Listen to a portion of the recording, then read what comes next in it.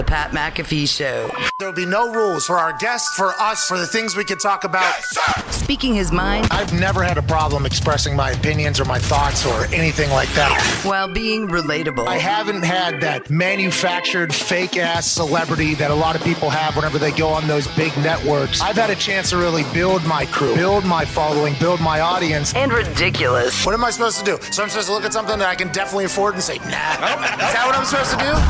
The Pat McAfee Show starts in 3, 2, 1. Good afternoon, beautiful people. It is Friday, May 21st, 2021. The laughs have been in abundance thus far this morning. Let's hope those continue. Can't thank you enough for joining us wherever the hell you may be. Good, cuz. Swallowed a June bug. Okay. I believe a little sage with the humidity down here. It is hot as balls in Florida. Yeah. But if you're listening on SiriusXM Channel 82, Mad Dog Sports Radio, or watching on youtube.com/The Pat McAfee Show, we can't thank you enough. Big show today. Hey, Feel Good Friday down here at the FanDuel Beach House in beautiful Tampa Bay, Florida. Now, we did find out the official shelf life of the FanDuel Beach House down here in Tampa Bay. Mm-hmm. It was announced this morning officially, although there was rumors and rumblings around the internet. July 16th, the WWE, more specifically Friday Night SmackDown, will be live in Houston, Texas for the first event with a full audience, I do believe there. Come on. Actually, I don't know what the full, whatever it is. I assume Texas it is. There will be people. I assume I saw full. You saw full? Yeah, I saw full. On the So internet. we did officially, we beat COVID. Yeah! We did it! Woo! But in doing so, we will have to say bye to this place. And the future of me in SmackDown is one that we will have to figure out here. This is going to be very interesting. Did not know when this day would be coming in July 16th. Did know that it was coming. We'll kind of see how that whole thing goes. I've been enjoying the hell out of it. Been very lucky to be down here. Been very lucky to be a part of SmackDown every Friday night on Fox at 8 p.m. Eastern Standard Time. And to be honest with you, one of my favorite parts of this whole thing is when you come down to Florida, we get a chance to see this dude. Yeah. Ladies and gentlemen, Thirst Trap King, Darius Pope. My God. It's not that hot outside either. Yeah, Darius showed up in full sweats. Okay, this is 2 weeks, 3 weeks in a row now. It is, your Siri told you, it is 83 degrees out there. 82. 7,000% humidity. Feels like 102. And this dude, South Florida, these Florida people, I don't understand it. He came in sweats in a full long sleeve. I don't know how you're doing it. I don't know if I'll ever be able to do that. I'm sweating my ass off. I got this thing set at 62 because I need this air conditioning to combat the air that's coming into the house. Yep. This is just normal for you guys. And I feel like the summer, it's only about to get even more ridiculous, huh? Yeah, so now summertime, this shit gonna change in the summertime. But right now, it's cool. What do you do? Is smooth. Is this like getting yourself ready? Like, you know how guys train and like Mile High and stuff like that to get their body ready for that stuff? Mm-hmm. And they lay in those things. What are those things? The sleeping things, those hyperbaric chambers, okay. To get themselves prepared and sometimes work out in there. So have you just your entire life down here gotten yourself prepared for summer by acting as if everything else is cold? Because it's allegedly supposed to get up to like 99 down here in a couple of weeks, maybe even 100, and it's going to be 4,000% humidity. I might fucking croak. Yeah. I might actually die down here. I don't know how you guys do. Does everybody just go inside for 3 months? Is that what Florida is? Nah, we're outside, man. That's what it is. You grow up, it's summer shit all year round, really. So you just get used to it. Is that why you guys are so fast? Exactly. Always outside, man. Can play year round. Okay, so let's talk about speed now. All right, and I don't know where these dudes are from, but Bleacher Report somehow put together. By the way, good move by Bleacher Report. Yeah. This is a very good idea. I wish it would have been live. Okay, heard about it later. Wish it would have been live. Would have been dope. But I assume the guys that were in it were like, something could go wrong. So let's not go live, because if somebody gets hurt away from the facility with everything going on, I don't know if that's why they made that decision. It could be, though. But that seems like a smart decision. Yeah. They were cutting promos on the field right before they did it. So Before or after? Before, I believe. Are you sure? Because they were saying, I believe in Ruggs, he was like, I'm going to beat Yeah, but this is like classic reality TV where you're like, oh, I'm so nervous right now. Yeah. And then they go into a court and they're sitting there or whatever.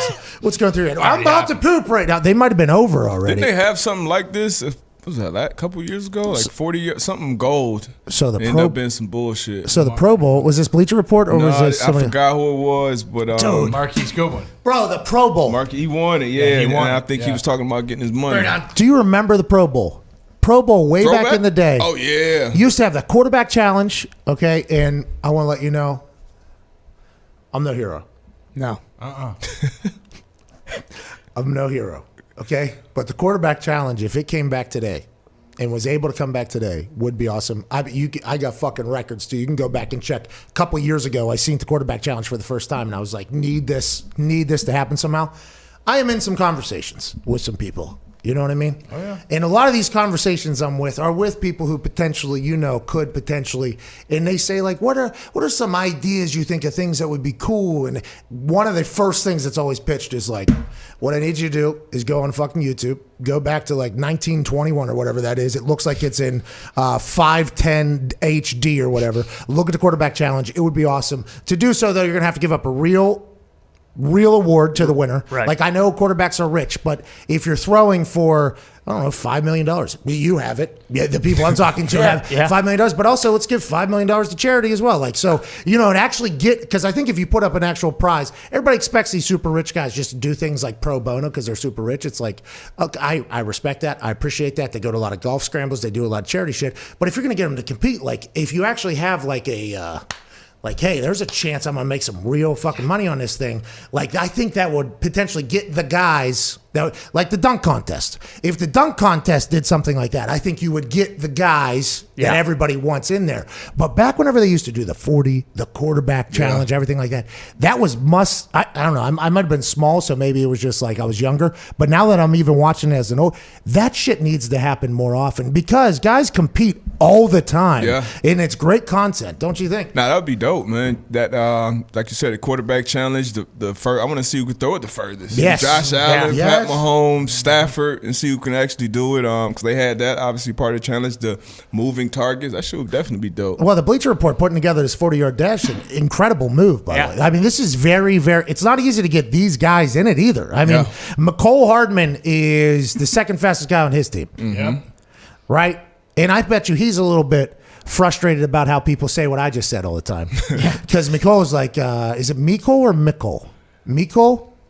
Anybody know? I think it's, Mr. Hardman. I thought it was Mikol. On the broadcast, at least, they do Mikol. Mikol. So Mikol is tired, like everybody's saying, like, oh, you're not even the fast guy on your team. It's like, okay. So he races against Henry Ruggs.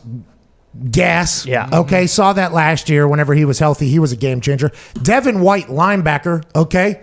This makes no sense here. I don't know how he ended up in it. Thank God he was. Yeah. And then Justin Jefferson, wide receiver, obviously out of LSU. Everybody remembers Justin Jefferson, not only because last year he was Offensive Rookie of the Year or whatever, and he was talked about as maybe being a top 5 player or whatever, and the gritty and everything that he kind of launched. But also, the Minnesota Vikings front office laughed in the Philadelphia Eagles' face when they didn't draft him and they got a chance to actually draft him. He's gone on to be a superstar. Wide receiver, young wide receiver. You assume he's going to have the gas here. He's going to have the jets. He's going to be like Rocket from down there and where? Mississippi or Alabama. Mikol Hardman, 4.22, wins the race.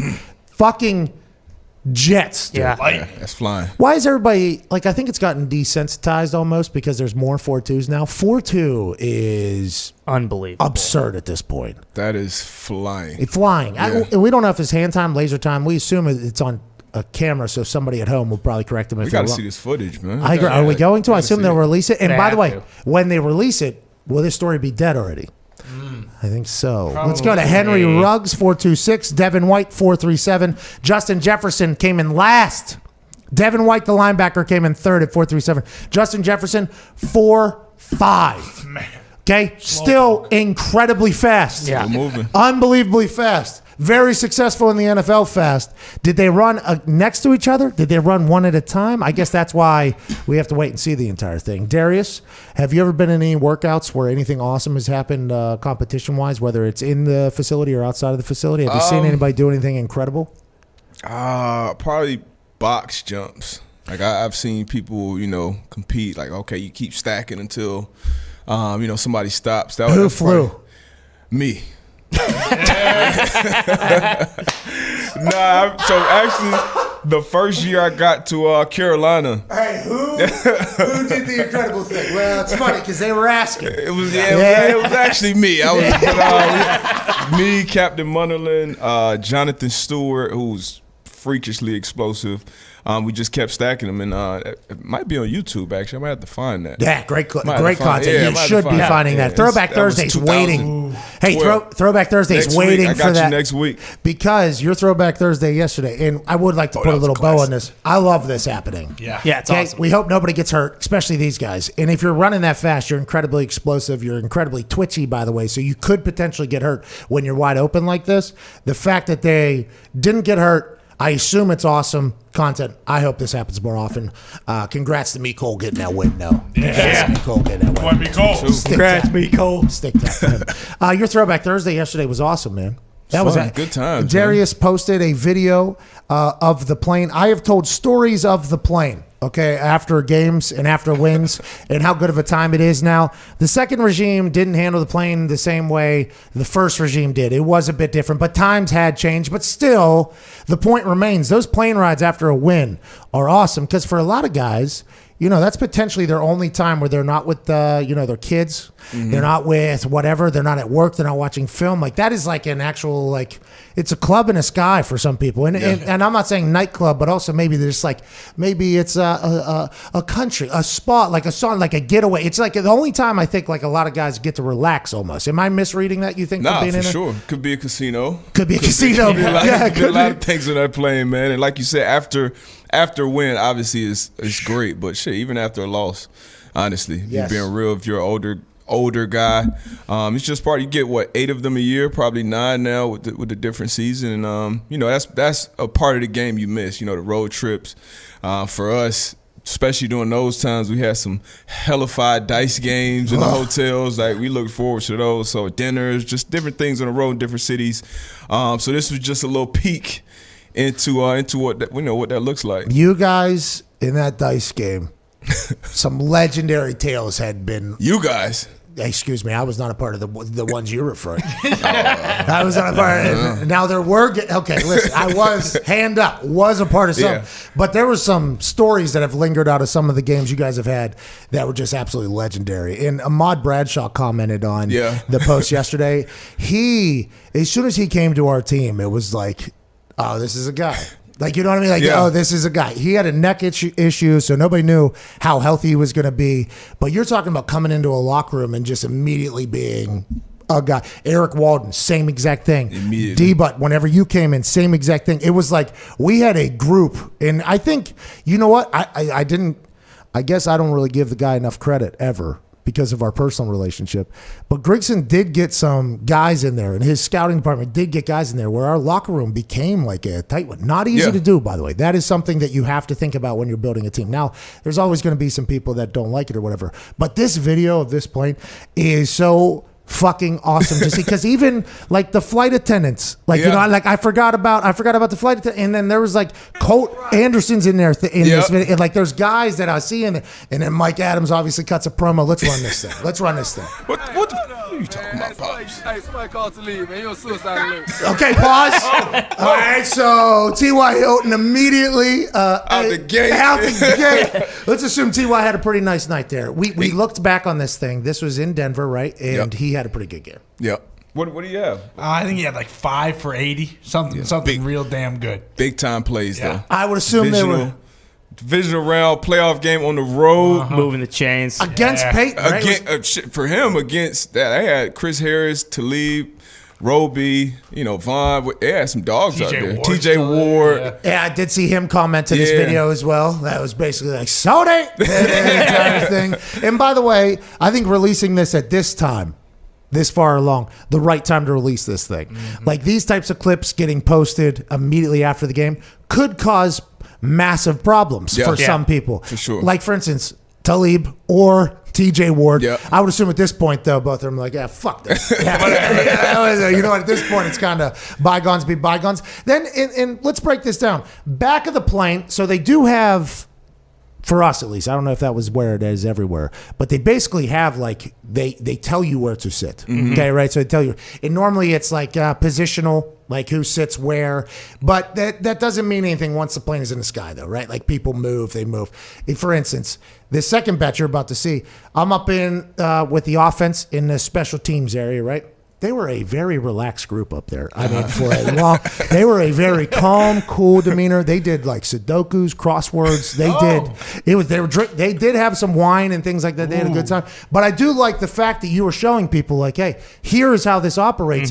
And, you know, towards the front of the defense is where, you know, the OGs are choosing to sit that were new to the team. And whenever we make it to, you know, past DeQuell and then to Mike Adams, that's where this video really takes an upside. Don't you think so? I agree. And what are your thoughts on how the plane is set up for teams? You like it? You know, I've been on 3 different teams. I feel like every team has kind of like a different dynamic. Like with us, it was just they tell you where to sit, like you said, but you can kind of pick and be like, all right, I want to sit next to this guy or that guy. And then, you know, depending on what you're doing on the plane, you know, you want to sit next to the guys who are doing those same things. Similar things. Similar things. You don't want a guy up there, you know, super focused, you know, doing his own quiet thing. You got a little, you know, so you know how it's done. They did a good job. But somebody asked me, my friend Andrew King Batch on the socials, he's like, who's sitting in first class? He's like, well, I was like, well, you know, the coaches and probably Vinny, the OG Vinny, yeah, our 40-year-old kicker. Up there, my 40-year-old kicker's up there. But man, those player rides are fun, man. That was the first time when Vinatieri got up into first class. He was never offered it before, right? So when old regime, everybody was in the back, or everybody was in the back, and there was like even like a curtain, and it was like, hey, we're gonna go ahead and handle this back here. You guys are up there, you do your thing. It was the front office. Oh my God, it just made me think about who was that lineman? Yeah. I fucked 2 bad bitches at the same damn time. Yeah, I've told that story before. yeah. Yeah, I didn't say his name though. I don't know. Yeah. I don't know. You can't now. I don't know. He's probably a politician or something. Somewhere. As Science teacher. Science teacher, you can say it. But that man. He was killing it too. Hey, and then somebody came running back. It's like that owner is on the plane. Put the phone down and okay, well, all right. Good knowing you guys. You are fucked, dude. Anyways, let's continue with it. That was awesome. All right, so sometimes, you know, younger players have to sing. Like that is something that has to happen. And this plane was incredibly jovial, this one. I don't know why. It seemed like it was a good time. We had to have had a pretty big win there. Guy in the offensive line room, young, but talking to him had a personality. Everybody knew that, right? Sure.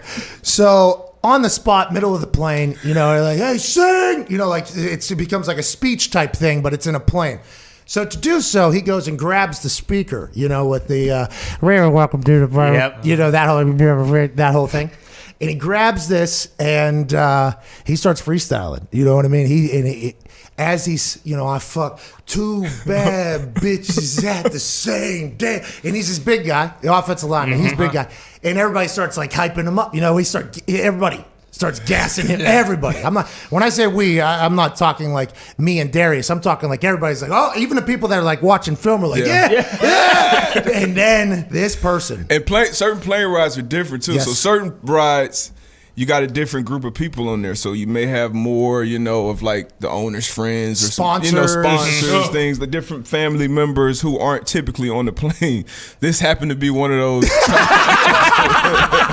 and this guy had no clue. So I don't think any of us did, by the way. Yeah, and they came back, man. Because usually, you know, they let us. We rock. We do our thing on the music plane. in the thing, even like it's one of those things. I think where the front office that is up in the front, whoever traveled, they almost feel like more a part of the team. I think on those, whenever the music's playing, they get a chance to like see. They get a peek behind like the curtain almost, Right? Like, how the whole thing is. Now I assume some people hated it. Like I assume that there was some people. First regime, there was a couple people that whenever things were getting a little bit too much, they were like, "Can we turn it down?" Hey, keep it down. Yeah, but then normally the back of the plane would be like, nah,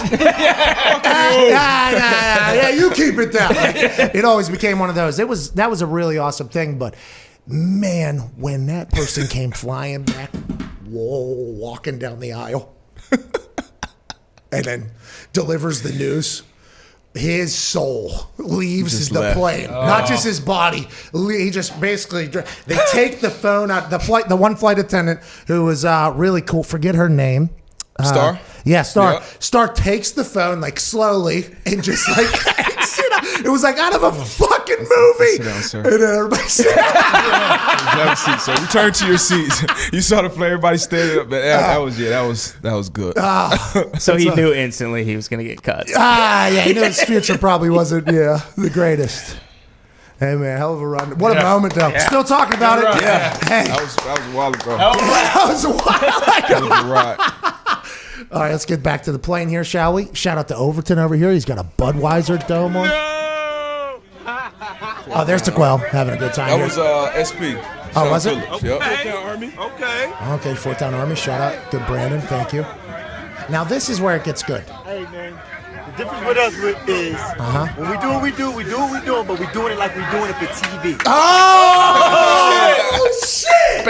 You hear that? Mike thought he dropped the bar right there too, man. Hey, listen, we do have to have a little bit of understanding the state of mind that Pops is probably in. He played for the Broncos. Yep. Okay. Big win. Big win comes to. I assume he is. We're not in the sky yet, but I assume there's something going on potentially altitude-wise. I'm not saying with what I do or what anybody else. I'm assuming he is not a sober human at this Sure. point. Yeah. Okay, this is the party already started after the game on the bus to the plane. I mean, there is already there's already flowing. There's already something. And also they have to pack the whole plane. So all of our shit has to get packed in there too. So it's you hang out A little there. bit of a process. Yeah, there's a process. So I don't want people to think like, oh, the party hasn't even started here. It's like, no, Mike. He's had 8 beers already. Well, no, the party had not started yet at this point. The real Because I had somebody hit me like, oh, this man. I'm like, we didn't even take off yet. Like this was just a start. But like you said, there's a process. Let's give him a credit. Leave the stadium. There's Toradol in there. He's feeling good. There's all right. He's feeling good. Big win. Not a bad. Hey, by the way, delivered it. And that's what it's all about.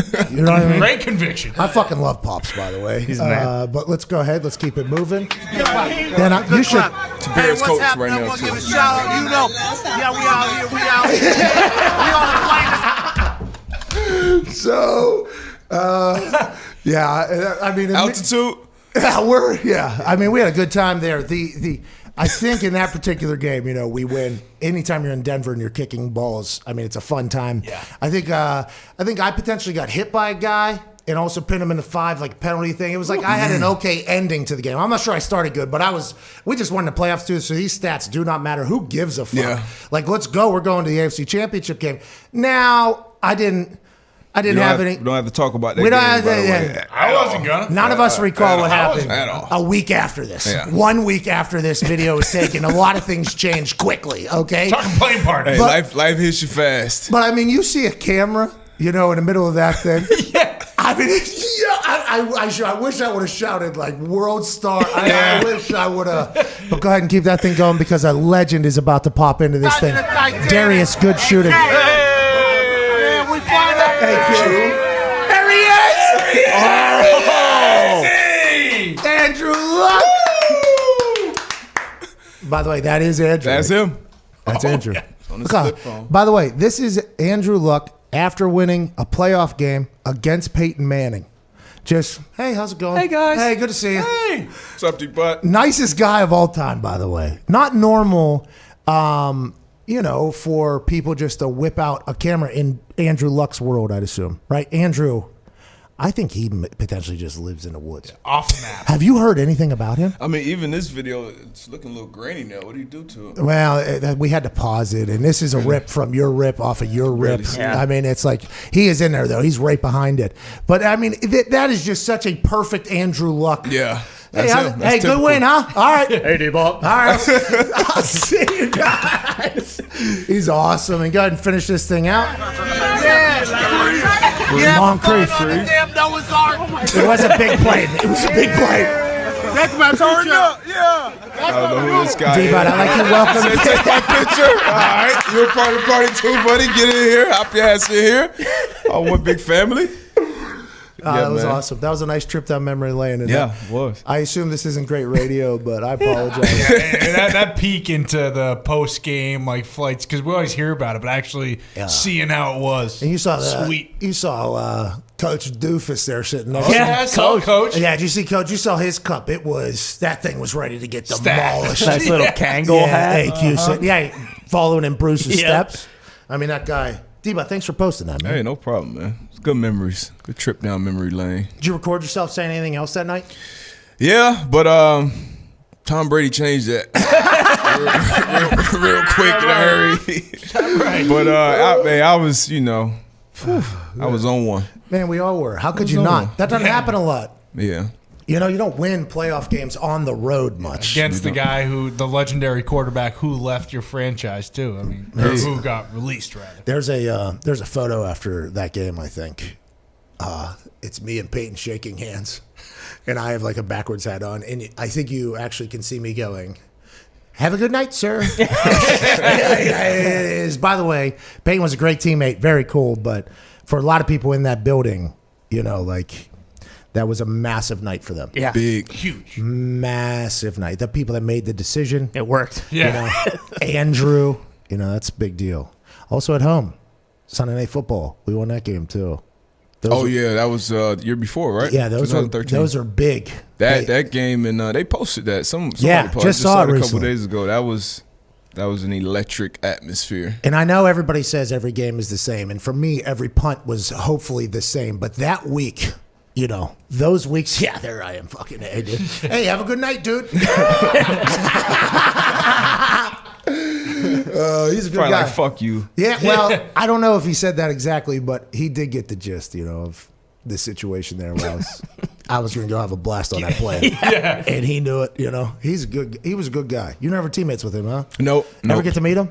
I met him at the first. So as a kid, you actually get to the league, and it's like, damn, I'm playing. Matter of fact, playing that 4th and 2 game my rookie year, that was one of probably 3 games in my career where I was like, I feel like this shit is like a movie. Oh yeah, you told us that. You're in a video game. Just being lined up and just hearing, the sheriff do his thing, and then been on the sideline and watching Brady do his thing. Like, that was crazy. But after that game, And Bill Belichick.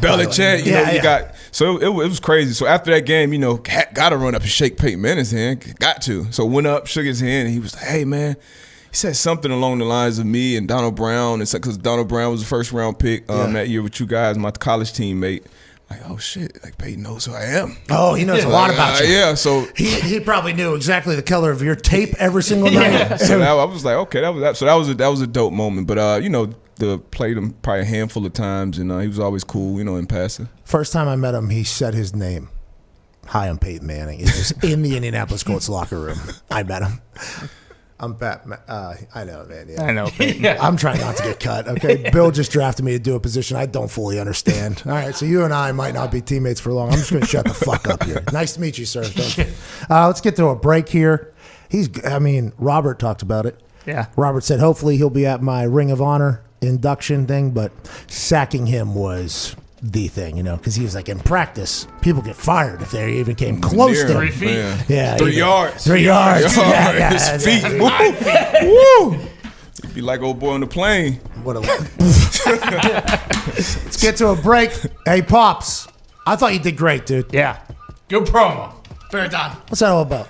That shit was terrible. Bro. That shit was horrible. He But didn't you my know. dog. Pops my dog, though. Yeah, he didn't know. He didn't know who was going to see that. He didn't know. I caught him in a moment. He had something ready, at least. You got to give him that. Yeah, he off was the ready. top. And energetic. Yeah. He's And ready. He's ready.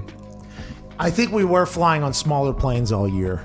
That's why I was potentially mocking the They situation. tried to. Is that the year they tried to go Yeah. to a different? Yeah. Yeah. That. So I shit think that backfired. is why I was potentially Okay. mocking.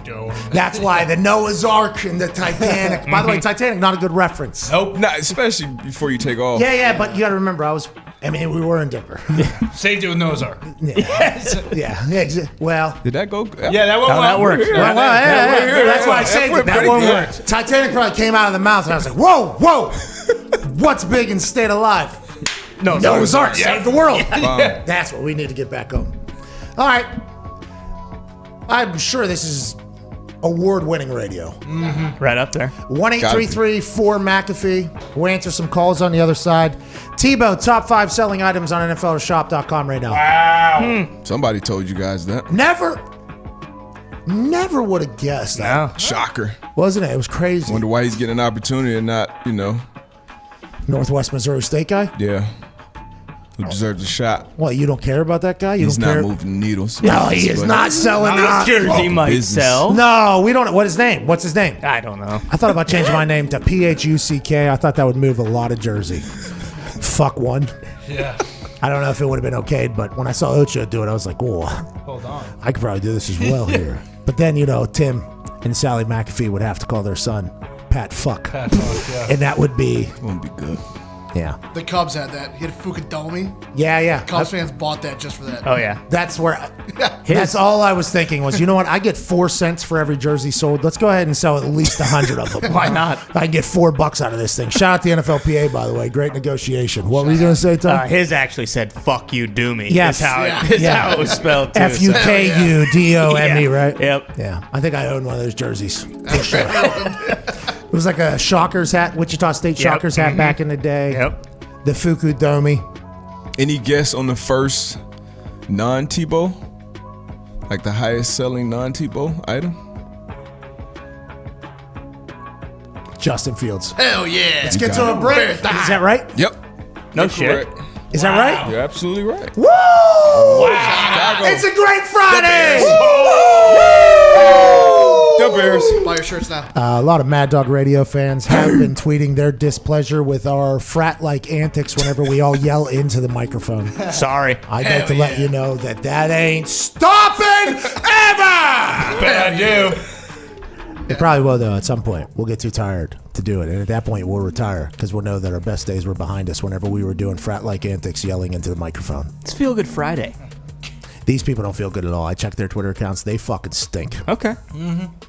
But with that being said, they are entitled to their opinion. Yeah, of course. Everybody is. Even if it fucking stinks. Well, that's what I've been saying. There's Yeah. been a lot of people that have made terrible decisions off of terrible opinions for, probably thousands of years at this point. Oh, yeah. Yeah. Dawn of time. Millions. Think about this. The Italians killed Jesus. Good point. Pontius. Yeah. I guess Pontius Pilate was not actually Italian. That's not true. I don't know. What's that, Diggs? Just heard somebody. That's not true. No, you just heard an Italian somebody. What's that? That's simply not true. What isn't true about it? Well, they were hired, so Mercenaries. Pontius was not from Italy. He's from Judea. What's that? it's Judea. It ain't Italy. You Italians. You don't even know where it is. You just saw a word that wasn't Italy, and you're like, all right, what if it's in Italy? It's not, and if it was, it's not there anymore. So Shout out to the Hammer Down Boys and Hockey Talk back there. We'll talk about Sidney Crosby being the greatest hockey player of all time and a lot of other shit on the other side of this break. This is the Pat McAfee Show. Feel Good Friday, May 21st, 2021.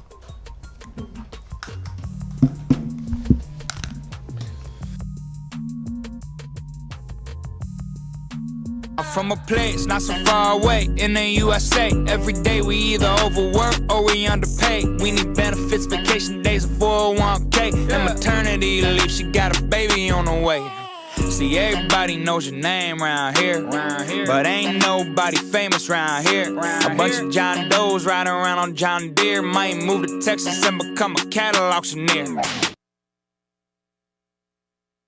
They want to play for the Yankees one day, the people I'm playing against. They want to play for the fucking Yankees. Check out, like, in there, we put a little surprise in there for you. Let's get iced, it feels like. Yeah, I mean, let's start the day, I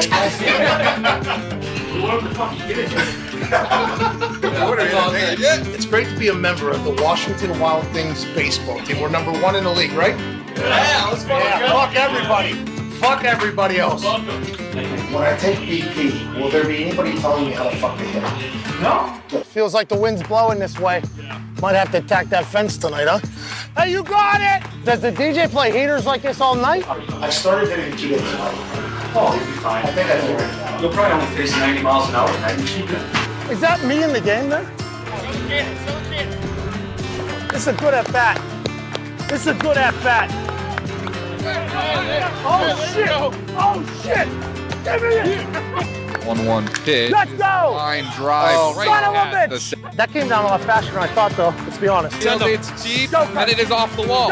Field it out. Excuse me. If you could all get off of my dick, we would be better off. Tell you what, would have been nice to take a nap earlier. Another throw Get back. first. You have to tell me when that's happening. You're making me look bad. Hey, Steven, fuck you. Hey, fuck you, Steven. Hey, nice pitch. 149. Does that feel good, Steven? Oh, wow. Wow. He tosses him the ball. Wow. Back to being a player now. Making plays. Touchdown. What inning is it? Second. Jesus. But it was finally my time to get in that box. Number 1, the right fielder, the former punter from West Virginia, a former Indianapolis Colt, and a current Barstool Sports personality, Pat McAfee. The anticipation is real. Oh, fuck. Hit out to I'm in the hole? Son of a bitch. This is about to happen. and that will bring up Pat McAfee once again.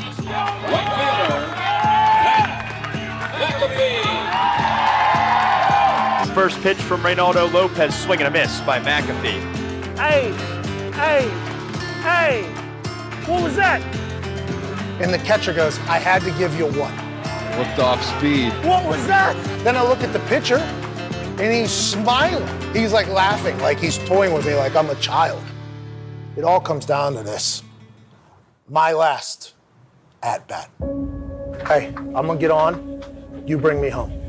This is your life on the line, fucker. Let me tell you something. If you're going to take an L, okay, you're going to take one. So I think that the close your eyes and swing method is perfect for you. Oh, this is hardball. Oh, yeah. Oh, my God. Oh, my God. Jesus. You have no prayer. All right. Number 1, right fielder, McAfee.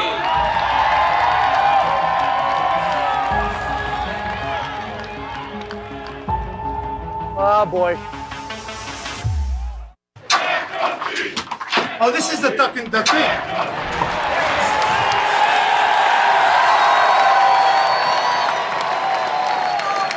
Let's go! This is the Pat McAfee Show on Sirius XM Mad Dog Sports Radio. We thank you for taking the time to seek out this small regional show that streams internationally. Here's Pat and the boys. Welcome back to that show. We're back live from the FanDuel House, America's #1 sports book. Hashtag Jay knew, we all knew, on draft night, which was the big coming out party for this FanDuel Beach House. And also, SeatGeek was back. Right now, FanDuel is letting you place your first bet risk-free up to $1,000. Just place your first bet on anything, and FanDuel will refund you up to $1,000 back in site credit if you don't win. Go to FanDuel.com/McAfee to get started. Use this link so they know that we sent you. That is FanDuel.com/McAfee. So if you go to FanDuel.com/McAfee, you see that is, they know that we sent you. So that's an affiliate-like thing. Sure. You have a link and it keeps track of, everything. How many people use that link? And then those numbers are actually known by companies. Kept and recorded. Yeah. So when people just start talking about them, which happens, I can't just come out and say I drive the most traffic to. Yeah, you could say that. You could say that. You could come out. It sounds like people say that you just could say that. That is something that happens. I'm new in the business trying to figure it out. Yeah, us too, by the way. Us too. You can say it, but the numbers will. No, but what we're saying is there's double-check it. actual real life that okay. happens. Gotcha. You know what I mean? Which is something to think about. Just sometimes. Gotcha. Welcome back to the show. Just sometimes. Just think about it. Just think about it. Speaking of real life, Sidney Crosby is not real life. Okay.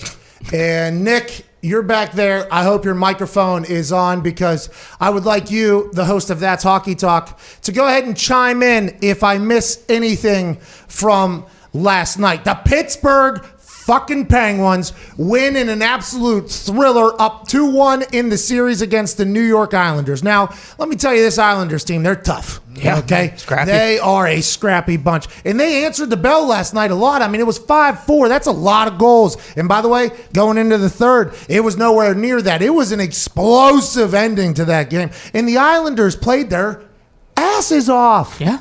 They played their tails off. Truly. In front of their fans over there. Packed loud.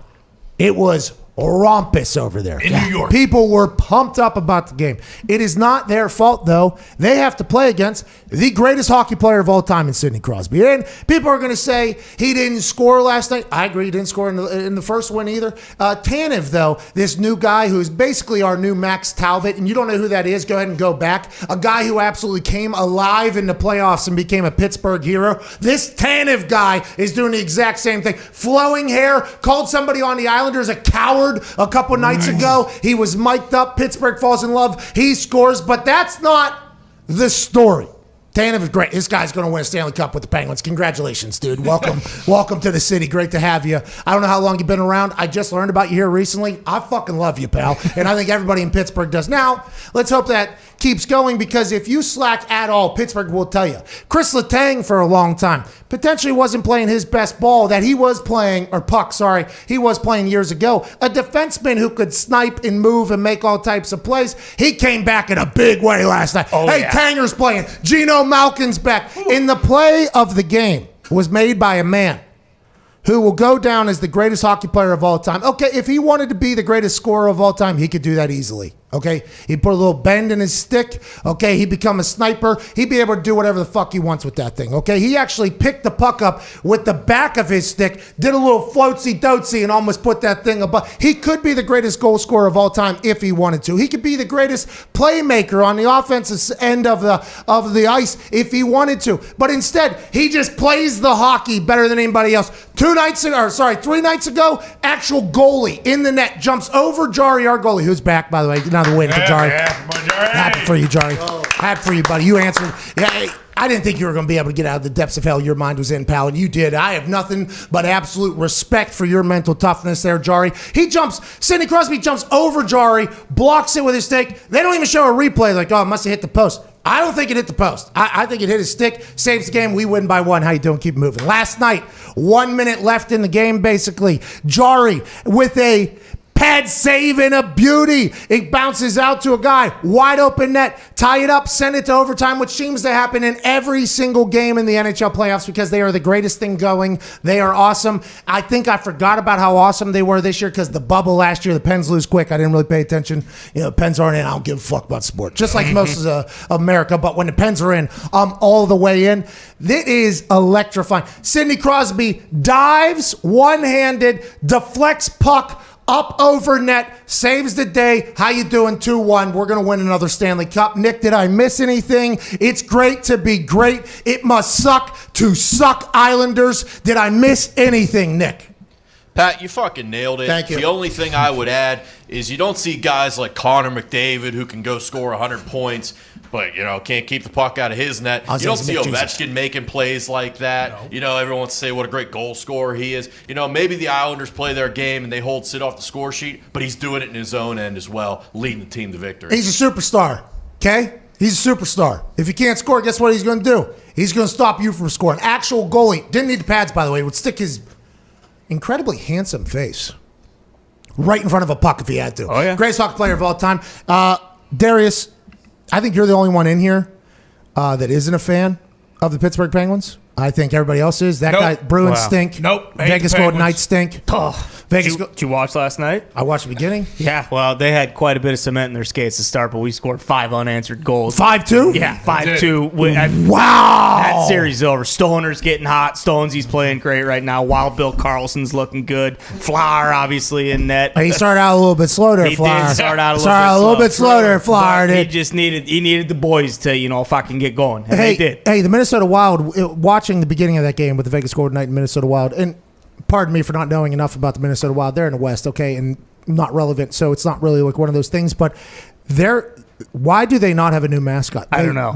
We did a little brainstorming for them last night, didn't we? What were the thoughts? Well, I think if they just, they can keep the name Minnesota Wild, but instead of, that weird little logo they have, they should just have Rick Boogs put his face. Oh, you're talking about Boogs? Yes. Right on their jersey because he's wild. And that would still fit the Minnesota Wild. Anyways, the Minnesota Wild might give you guys problems. We're not 100% sure. We'll see if you make it to the Cup against the Pittsburgh Penguins. But in the East, the Capitals are about to that should be the guy. There it is. This should be the guy. You just crop put skates on him. Yeah. In the head. There you go. Put skates on him. Maybe give them an electric guitar. Let them skate around the whole goddamn arena. The mascot as well. Yeah, that's what I'm saying. Yeah, just have everybody rock. Anyways, Bruins stink. Right? That's not true. I mean, look, I know you're happy Jari's back. 4 goals ain't a good performance from your goalie, especially when it should have been 5. Hey. But because Sidney Hey, what do they Crosby's say, the greatest- Darius? Winning cures all. Say it. Hey, we don't worry about that. We got the win, You okay? shouldn't worry about it because you will be worried when, Marchand and the boys are sticking 6 goals down Jari's throat Okay. on a daily basis. All right, there's no reason to force that down Jari's throat. You hear me? Sorry, It's not going to happen. And by the way, if you think you're going to score in Jari, Sid's going to be lined up. Sid's going to be like this against that if he feels like that's going to happen. Sure, yeah, he can put his wrist down, but when Pasta rings a slap shot off his wrist and he can't play anymore, it's not. What was that? There's no way we could show that, Cito. We didn't have it up. Don't worry. Okay, thank God. Cito just put the broadcast. The goddamn highlight. Probably an NFT that's going to be worth a lot of money if Sydney dive in this whole thing. Thank God we didn't put up. Shout out to you, Zito. Yeah, it's just a gift, but you see, whenever you put it on the whole screen there and you don't have the little thing in the middle tweet's of in there. Oh, okay. All right, good. The Bruins stink. We don't have to worry about it. We're going to worry about OV yet again. It's kind of like a similar thing. And then Charo came down. He said, I'm going to go get with the second best team in the East. I'm going to go down here. And, that whole thing. So the Bruins are dead. For you. Yep. Florida Panthers, how they doing? Have you watched a single minute? Come on now. What kind of question is that? That's disrespectful. Of course I've had. We're down 1-2, obviously. Oh, okay. We won by a goal last night. Oh, did you? I missed the game, which I never do. Never. Huge Yeah, hockey guy. absolutely. I need to ask Nick, though, man. I saw Nick. Nick picked this with the money line. What's our chances like, man? I know we down 1-2. What's our chances, man? It ain't good, D. Shit. It ain't good. They kind of stink. I mean, the Tampa Bay is just an incredible powerhouse. They're a juggernaut. They got maybe the 3-4 best players in the series on their team, and anytime that's going to happen, you're going to be in trouble. And you guys don't have a goalie. You don't know who to start. Hey, you guys didn't get sweeped? Hey. We had a chance the first game we could have won. Huh? No, Nick just said you guys didn't have a chance. He scored like a minute and 30 left or something like that? They took your best shot, ate it, and spit it back at you. You guys don't have a shot, dude. Hey, Tampa Bay, by the way, is the reigning Stanley Cup champs. Yeah, and they care about their hockey down here. A lot of lightnings on the cars. Just went to 7-Eleven this morning. Yeah, go Bolts as I was leaving from the cashier without saying anything. So they are ready to go. Hey, they're in full. I've never heard that. Yeah. South Florida. Go Panthers. Down there in Fort Lauderdale, nope. They moved it. Move it back downtown Fort Lauderdale, man. Get our fanfare back up. Hey, you have never in your life heard go Florida Panthers. Never. I mean, what kind of fair weather down there, honestly? Even with the heat, it was kind of back and forth. When LeBron came, everybody, that changed it. But it's getting better now. Wade obviously was huge, but a little fair weather down there. You think? I heard you are still supportive of the Miami Heat. Now that'll change probably a couple weeks. You'll probably jump to another team or something. I'm a lifer, Heat lifer. Yeah, well, you are, and then I'm a Heat lifer. I mean, but when I talk the game, I got a job to do. I you're right. My feelings out of it. You're 100% right. Okay, so you do like other teams when the Heat are inevitably eliminated, but this year they might not be. You said it looks like they're going to be good. I mean, yeah, we beat the Bucks last year. We got the Bucks first round. I think we whooped them in 6. Just saw Greek Freak coming out talking, and he was like, I can't really tell you if it's going to be different than last year because while wearing a shirt that says "Be different." Yeah, Did you see that? If that's your 2-time MVP, that's the leader of your team. You don't want him coming out saying that. You see a picture of Jimmy buckets, looking swole, playoff ready. He's ridiculously locked in right now. So I'm taking the Heat in 6. How's that coffee thing doing? Is he still moving coffee? I think it's still going. I wanted to buy some. $20 a cup. I didn't want to buy that, but yeah, he's still doing that. That is why it's still still $20. going. Okay, I think that's for real. He's awesome if he's selling $20 a cup. In the bubble, it was. I don't know if his initial store is still doing that. That's amazing if he's still doing that. I love everything about that. Who the hell is spending $20 on a cup? Jimmy of coffee? doesn't give a fuck who it is, but if it's somebody, he's good. Bron. Probably. Well, Bron needs got that a type of market. stuff. He's got a market down there, man. Okay, quick NBA talk. Who's winning it all other than the Heat? I got the Nets. If they're healthy, nobody's can't move tickets. They haven't even sold out. Really? Harden and the Knicks though sold out, right? 16,000. Yeah, 16,000, 15,000. Both of them sold out immediately. Is that max capacity in there? I think so. Okay, so that's full. So Brooklyn has to be going full as well. Harden's paying for half the ticket price or something. 16 is not the max at MSG, but that's the max they're selling. Excuse me. What do we think it is? 75% probably? Yeah. 60%? Probably just about. What is the difference? I mean, I'm not a scientist. Hey. I'm not asking. Hey, Team Dog. I'm not looking a gift horse in the mouth.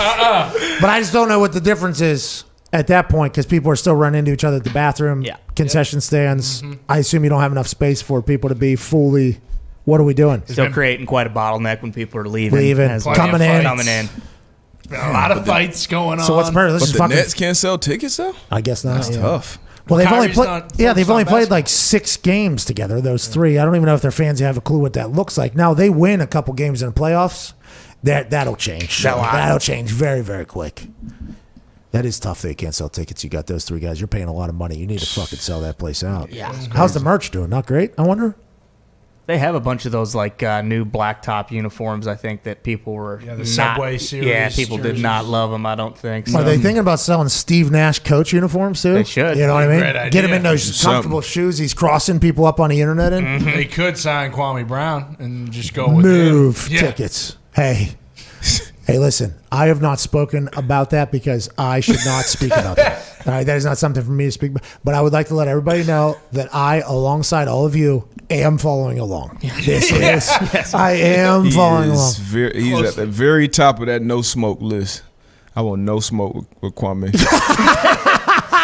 Got it, big dog. It feels like this thing is not. I don't know. This is me just outside looking in. I don't know how this one ends. You know what I mean? And I think that's why everybody's watching. I have no clue what's going to happen. I mean, I didn't even hear him. I've never heard him speak. It's quiet. You know, and he's been taking a lot of shit for a long time.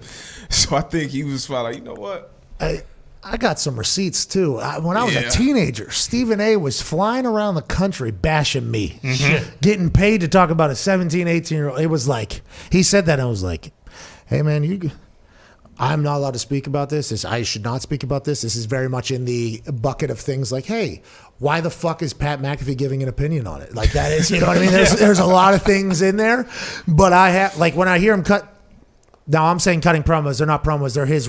When I hear him cut promos, I'm like, good promo. I mean, that's going to be tough. But I am all the smoke listener though. I've enjoyed the content they've got. So it's just like, who knows? Let's go to Zach in Colorado. Zach, what's going on, pal? What's up?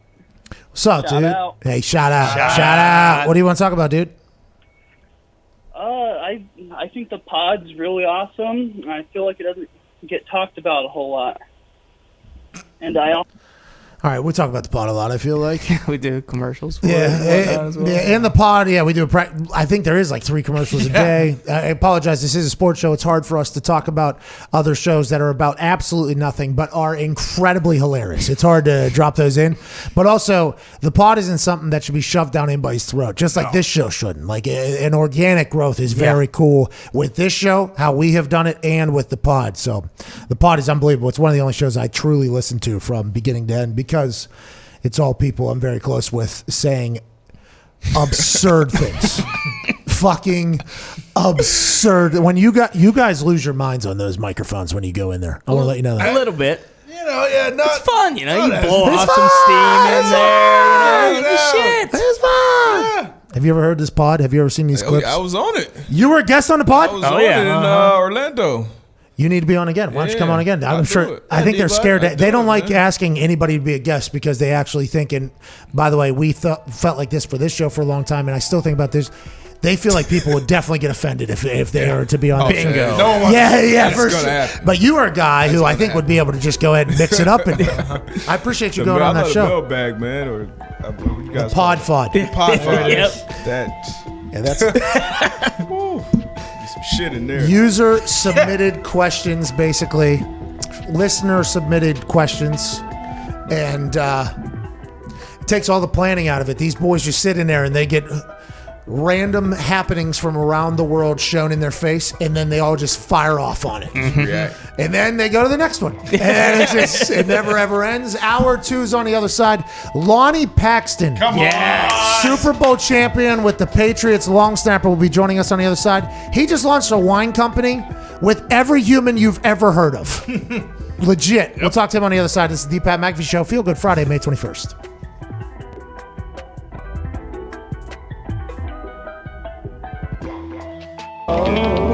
Over the point! His spinal cord is severed. Look to your right. Look to your right. Look to your right a little bit. I'm sick of you Pokemon nerds hustling my fucking dog. I'm getting pretty sick of them too. I only learned American history. I don't know shit about it anywhere else. You had to have, I mean, you don't even know American history. Yeah, I do. I know almost everything about American history. Who's your second president? Sam Adams. Wrong. Close. John Adams. So you got half loaves? Yeah. You know, it turns out when you don't do all your shopping at the gas station, there are other options. Huh. That's kind of Wait, they have more than hot dog buns? $1 bill in America is undefeated. I mean, tried and true. As far as strip. You guys don't have a $1 bill? No, we got loonies and fucking undercover cop. Why are you a volunteer firefighter today? What is this? I don't know. I saw these glasses. I was like, I need to do these. Just the, I mean, it does look like. Hey, you guys want some weed? You know where to go, right there. No, look left. Look left. There it is. Right here. Do a spin. Wow. Do a spin. Yeah, that's nice. That's looking not good. Oh, Bill is bald.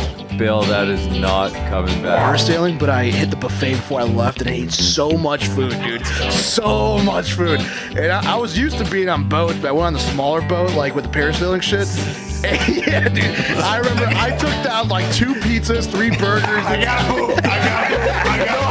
Don't look away. See, did you parasail? No. Look away. Look away. I parasail puked all over the place, dude. Dump? Like, what is that thing? So what they did after all the stuff that happened with him, they actually cut Ron Jeremy's penis off and planted it in this pad.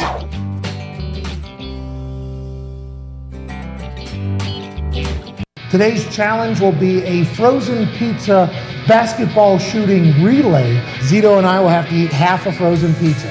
Once we finish a half a frozen pizza, our teammate that'll be next, in my case, Nick, will have to make a layup, then a free throw using the same ball. Once he makes those, he will then pass the ball to Foxy, who will have to make an NBA 3 and then a half-court shot. Boys, are we ready? Get to our spots. Zito and I are starting. Oh, there's social distance. Social distance. No, the social. Cheers, pizza. Pat is off to an early lead. Pat is dominating Zito. Zito eating much slower. Zito's eating much slower than I thought he would. I used scissors to cut this son of a bitch to the force. Pat used scissors to cut the pizza because we do not own utensils in this office. I mean, this is wrapping up. Zito is cramping up. Nick, go. Free throw now for Nick. Zeke is still finishing his pizza. Yay! Foxy, you're off. Foxy from 3. You can rebound for him, Nick. Let's go! Bailey, go! Foxy, Big Motor's gonna pitch that up. Oh, yes! Hey, McAfee is off to quite a lead. Oh, my God! Oh, Nick! Oh, he's down! On the wall, Nick! Bailey hits the... Foxy's on! Bailey at the free throw line. Is he choosing to granny like he did? Oh, Bailey! Going Connor, in. go! That was going in. Foxy is at the home run. Connor misses. Foxy barely misses. Oh, this is electric. Hey! Pat is now on to the second half of his pizza, and Connor cannot buy a bucket. You hate to see what's happening here. Stooge. Oh, an air ball at this point. Has Connor ever shot a basketball before? Connor hits the 3. He's now back to the half-court shot. Here we go. People will remember that in this same position, Connor went 0 for 12. 0 for 12 in basketball. He's stacking badly ninja. Oh, there's a stack guide. That was his original plan. Are you regretting the stack decision? The Joey Chestnut of pizza basketball racing, Pat McAfee, has finished. Nick, layup, go. He's getting psyched out for Billy McConnell. Doesn't care. The free throws. Nick, first free throw up, air ball. Take your time, Not even close. Don't worry, Zeke has like 6 pieces left. Take your time, Nick. Take your time. This is the Billy McConnell factor. Foxy is up. Foxy from 3 and half court. Bingo. bang. Bingo. If he hits All in his Foxy first needs is swing, a half we'll point. give away 5,000. Oh! 5,000 to the commenters who picked Team Pat. Suck it, loser. I finished. From a place not so far away in the USA. Every day we either overwork or we underpaid. We need benefits, vacation days, a 401k, and maternity leave. She got a baby on the way. See, everybody knows your name round here, but ain't nobody famous round here. A bunch of John Does riding around on John Deere. Might move to Texas and become a cattle auctioneer.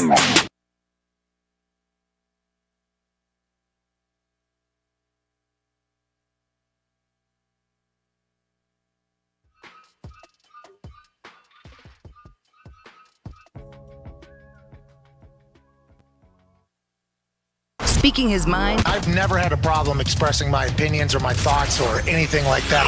while being relatable. I haven't had that manufactured fake ass celebrity that a lot of people have whenever they go on those big networks. I've had a chance to really build my crew, build my following, build my audience. And ridiculous. What am I supposed to do? So I'm supposed to look at something that I can definitely afford and say, nah. Is that what I'm supposed to do?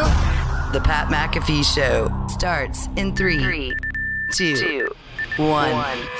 Welcome back to that show. I just, asked Darius. Like, nobody has answered that question for me.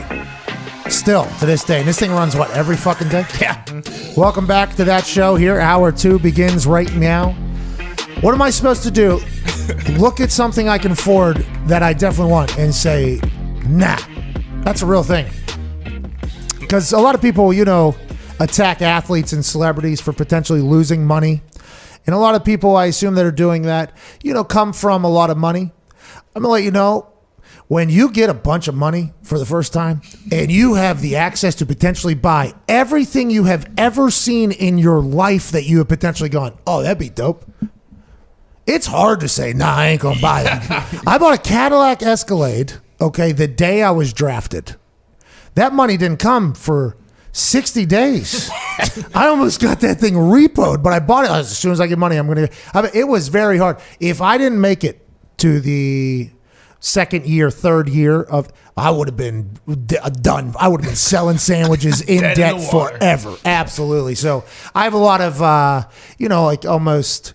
I think I have a different view on that whole thing where everybody attacks people for losing money, because it's I have been in situations in the past where I was, I've given a lot of money away to a lot of things and given to people, but there's also been some decisions where I look at the account, nah. We're going to get that back, right? We're going to make more? Maybe. Ooh, but if we don't, that's still cool. I've had a couple of those before, and I would like that to be thought about a little bit more. So, and if anybody can answer that question for me, I'd like you to answer that. Isn't that the whole point of working? What do we have money for? How many people? What the fuck do we have money for? Slave away and work just so they can have just enough to keep my belly full? That's all I want. I suppose some people do that, but isn't that the whole point of busting your asses so you can buy whatever you want to buy? I would assume, obviously there's people who can't make it week to week, month to month, but most of the world, and now this obviously isn't broadcasted to the world. Most of the world, I think, and this could be me once again being very naive to things because I live in my own world. Paycheck to paycheck is literally how 1,000%. Oh, yeah. So, and and things change very it's hard drastically. Man, I can fucking get that, and that. There's another paycheck coming. Yeah, fuck it. Let's go. And those tendencies and traits, I guess that's why you're supposed to teach the next generation so it doesn't get continued. And I hope Aristotle doesn't do that, but I feel like he's probably going to be like his dad if he ends up with some fucking money. He's going to be pulling the trigger on some shit. But like you said, too, didn't that give you motivation? Yes. Hey, guess what? I can't fuck up because I spent this money, and then if I don't have this job anymore, I'm going to be in a bad spot. And Mike Barr was said on his American Muscle Show on Discovery, which was wild. He actually has gotten people who were paralyzed and trained them back into being able to walk. Damn. The guy from Michigan. I just saw this. The old buddy, the offensive lineman, who he got paralyzed, I think, or defensive lineman got paralyzed. Then he led the team out on his senior night. He walked next to Barwis, but like Mike Barwis was my strength coach. One of the most intense humans of all time. Fucking love him though. Like absolutely love the guy. I think you have to have that relationship. He said on that show, sometimes I can't do his voice. I haven't heard it long enough, but he yelled in a very deep voice that I can't get to. I went right into Vince McMahon there. Shouldn't have done that. But he said sometimes you have to burn the bridge behind you, so it leaves you no room to retreat. Yeah. You know, and I was like, I don't know if that's good for financial advice, but it does play. It's terrible financial advice. But I think that goes to your point of, you know, sometimes you can be inspired by that stuff and motivated, but also that can backfire, I think. Here's a man joining us now who is in the NFL who has made great business decisions, I think. I don't know the ins and outs. I haven't asked him about his goddamn bank account, but I've seen the humans he was just at dinner with the other night. And I got a chance to, you know, see. I haven't tried it yet, but I saw his wine show up at my house that he's launching now. Game Time Wine, I believe. It just showed up at my house. He was at GoPro for a long time. Super Bowl champion numerous times with the New England Patriots. One of Vinatieri's close friends. One of Tom Brady's close friends. He's a part of that Kentucky Derby crew. He's a long snapper. He's a legend. He's a businessman. Ladies and gentlemen, Lonnie Paxton. Yay! What up, dude? Now you're muted. Jesus Christ. I mean, Jesus Christ. It's probably our fault. I'm on. Hey! Was that our fault or his? That was your fault, but that was a great fucking intro, so thank you. What's that? AJ as well. Oh, AJ's on as well? Yeah. Lonnie, I don't know if you know this, dude. Ladies and gentlemen, AJ Hawk also. Yeah. AJ, I'm sorry. What's up, AJ? You're good. What's up, Lonnie? How you doing? Good, brother. Good. Long time. Hey, Lonnie, so you guys, you know, run into each other at the Kentucky Derby every once in a while? You guys real sober, talking, shaking hands, having no fun at all over there? Is that what goes on, Lonnie? Yeah, I mean, you know, typically the Derby is one of the quietest times of my year with all the boys. You know, we go there and just sit down, high five, and tell old stories about, you know, what it used to be like. Yeah. No fun's had there. Yeah. But in all reality, it is pretty much the greatest 36 hours on the face of the planet. I could imagine. I get to see some pictures and hear the stories. And as soon as I talked about you and knowing you, AJ was like, oh, I know Lonnie from the Kentucky Derby and everything like that. And I'm very thankful for you joining us today. Congrats on this Game Time Wine. Let's go. Thanks. Thank you. Yeah, it's been real. It's been crazy. I mean, as you know, with the pandemic and shit, there's been obviously a lot of changes. And I was at GoPro for a long time. Got super fortunate to pick up that role right out of the NFL and traveled the world, did some really amazing shit with them. But now I'm advising, and I've got my hands in 100 different things, kind of like you mentioned. And one of them is this wine by a brand called Knocking Point. And we launched Game Time Wine. We're the official wine of sports. Okay. Ashton Kutcher's on a board of directors, started by a celebrity who's actually playing a wrestler on a TV show with James Harrison. His name's Stephen Amell. Oh, yeah. So, I mean, it's right down your alley, buddy. Yeah, it's Stephen Amell, second greatest celebrity wrestler of all time, I think a lot of people would say, in the history of the business. Good for him. He was awesome, and I can't wait to see that show. We saw the picture, and can we bring this picture up? It's on his Instagram. Zito's going to try and find it right now. In this picture, was that a board meeting? What? And is that you're in the Illuminati now? You're in the Illuminati. Man, so that was at Ashton's house. He's got this ridiculous house that he couldn't even tell us how big it was because he didn't know. That's how big it was. But it's up at the top of the hills in Beverly Hills. Denzel Washington's his neighbor. But he invited us all there, and the idea was to get legends involved to really lean into the next varietal of this Game Time wine. So what you're going to taste or soon, hopefully, is where it's at today. But moving forward, we wanted to get some of these guys like, you know, Dwayne Wade and Brandon Marshall, Allie Raceman, and you know, a handful of these celebrities and sports icons. Michael Irvin was there, you know, and they all leaned in. We voted. Tony Hawk, dude. Yeah, I mean, I tried to hit up your publicist. They said you weren't available. Nah, that ain't true. And by the way, I don't deserve to be at this table yet. Maybe someday I will. Go ahead, AJ Hawk. Lonnie, I'm curious, at that dinner, that meeting, what is your role? And like, do you feel comfortable being like pretty vocal and adding things to that? Well, my role in the company is chief strategy officer. So I was brought in as like an advisor and have elevated to kind of run the strategy, man. So, I help gather up some of the athletes who are involved, help talk about, what we're doing moving forward with content and marketing and storytelling.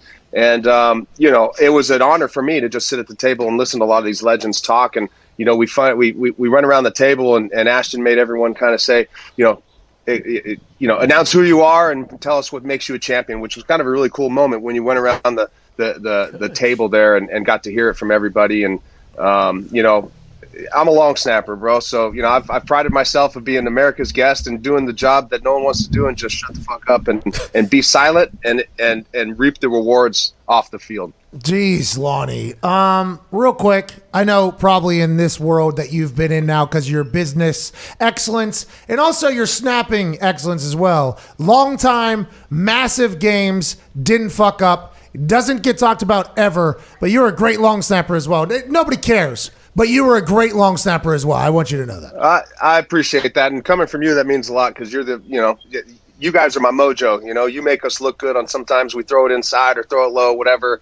And you let the ballers like AJ and the offense players, make all the plays and win the games. But, when it comes down to those, 40-mile-an-hour winds in Buffalo and those 50-yard kicks and those plus 50 punts that you're supposed to do good, we can't fuck it up, and that's the beauty of our position. It's also the worst part of it. And if you do, by the way, you're gone. Okay, see you later. This is fun. You're gone. I mean, the best long snapper and the worst long snapper in the league are probably just one play away from each other.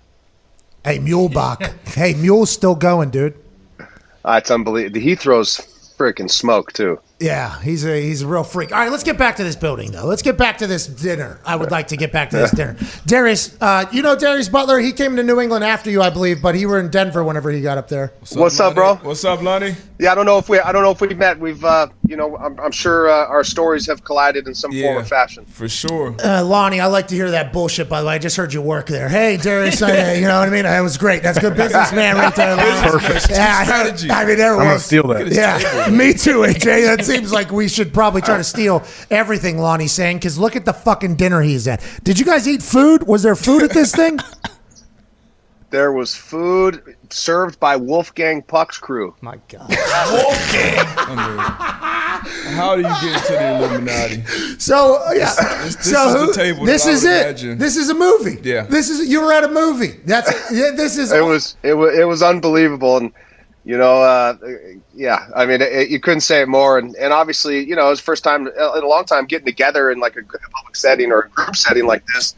And it was crazy walking into his house. And I've been to Brady's house. I've been to some other guys' houses, and this by far was just one of those things. It was unbelievable. Really. Just a quick, what's your pricing? What's your pricing for game time? It's good because I assume with all these people, these are pretty important wine people. I'd assume these people have like Brandon Marshall's in here. I assume he's potentially a wine drinker. I think I've seen some videos of him drinking wine.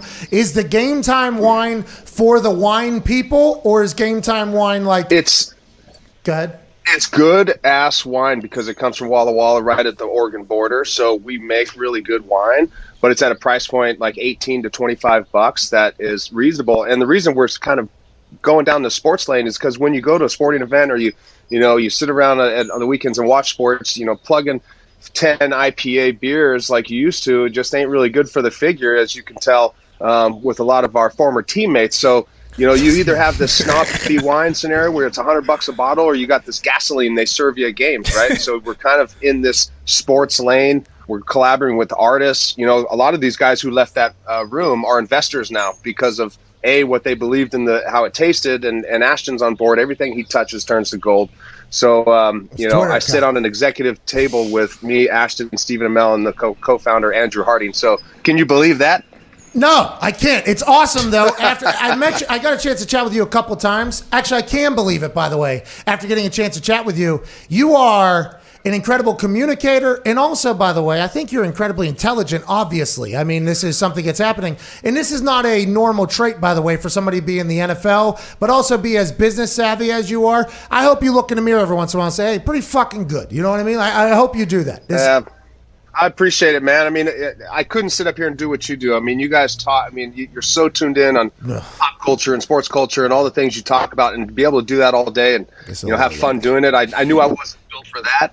I wasn't built for coaching, and so I was always the guy kind of I had the swag in the locker room. Guys would send me boxes. I'm handing out, shoes, shirts. The plug.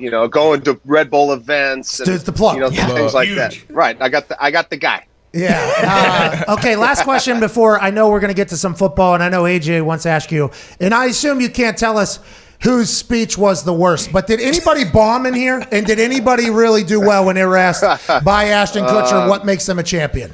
No, well, it was funny. The winemaker who's wearing the Kindness Pass It On shirt in the middle, that's another partner of mine. It's a sustainable marketplace, and it was started by a guy who left GoPro, number 4 GoPro. And so I do some stuff for them. I drive this big van around that says Kindness Pass It On. But the guy in the middle, he was starstruck. He was the winemaker. He's kind of the genius, but he was just starstruck. So he couldn't get his words out. And he was just palms sweaty. Moment of, arms everyone cheered. We're like, oh, yeah. Oh, man. He's got so much to say, too. I bet he knew what he wanted to say. He looks back on it and says, you know what? I make great wine. All right, that's good. Yeah. But I had that chance right there in front of Michael Irvin, Ashton Kutcher, Brandon Marshall, Allie, the whole crew Tony there. Hawk. Dwayne Wade, Tony Hawk. Tony Hawk. Dude, hey, do a kickflip, dude. What a moment. Hey, congrats on Game Time Wine, though. That's awesome. Let's talk football. Thank you, bro. Go ahead, AJ. Let's talk some football, though. Hey, Lonnie, speaking of your time when you were in New England, I'm just, with what you're doing and all, you're business savvy and you're the guy, like you're the connector. Did you feel comfortable doing things like outside of the locker room? Like if you were, whether self-promotion or whatever, I just feel like if I played, I feel like it's like my high school coaches. I feel like anything I did outside of the locker room, they're just going to kill me and make fun of me and make me run for it. Like, do you feel when you're in New England, can you do stuff outside? Back in the day, you couldn't, bud. I mean, I didn't even get on Instagram until I was at GoPro. I mean, I didn't have social media until then. And thank God social media wasn't around in the early days because we were running the streets of Boston anyways. But, what I would say to that is that, I picked and chose what I could do. I was actually, the way I got a lot of my opportunities was I was the guy who did the freebies for the guys upstairs. They needed you to go to this event to shake hands for a free limo ride, or you got to go to this children's hospital. Some guys would charge money for that stuff. I was one of the guys who did a lot of stuff for free, which helped build those connections in the city, which then progressed after football and kind of led into some of these roles. And so it wasn't really outward promotion, but it was a lot of these networking things that kind of occurred, from those marketing guys who come down and ask you to do shit. Hey, you got a chance to experience, right? I mean, the dynasty, you were in there, right? You win 3 with them, I think. 3? 3, yeah. 3 out of 4 years, but that one that hurts is the Giants one. So in Indy, by the way, that's tough. Yeah, God, I almost went undefeated. Man, that's a shame.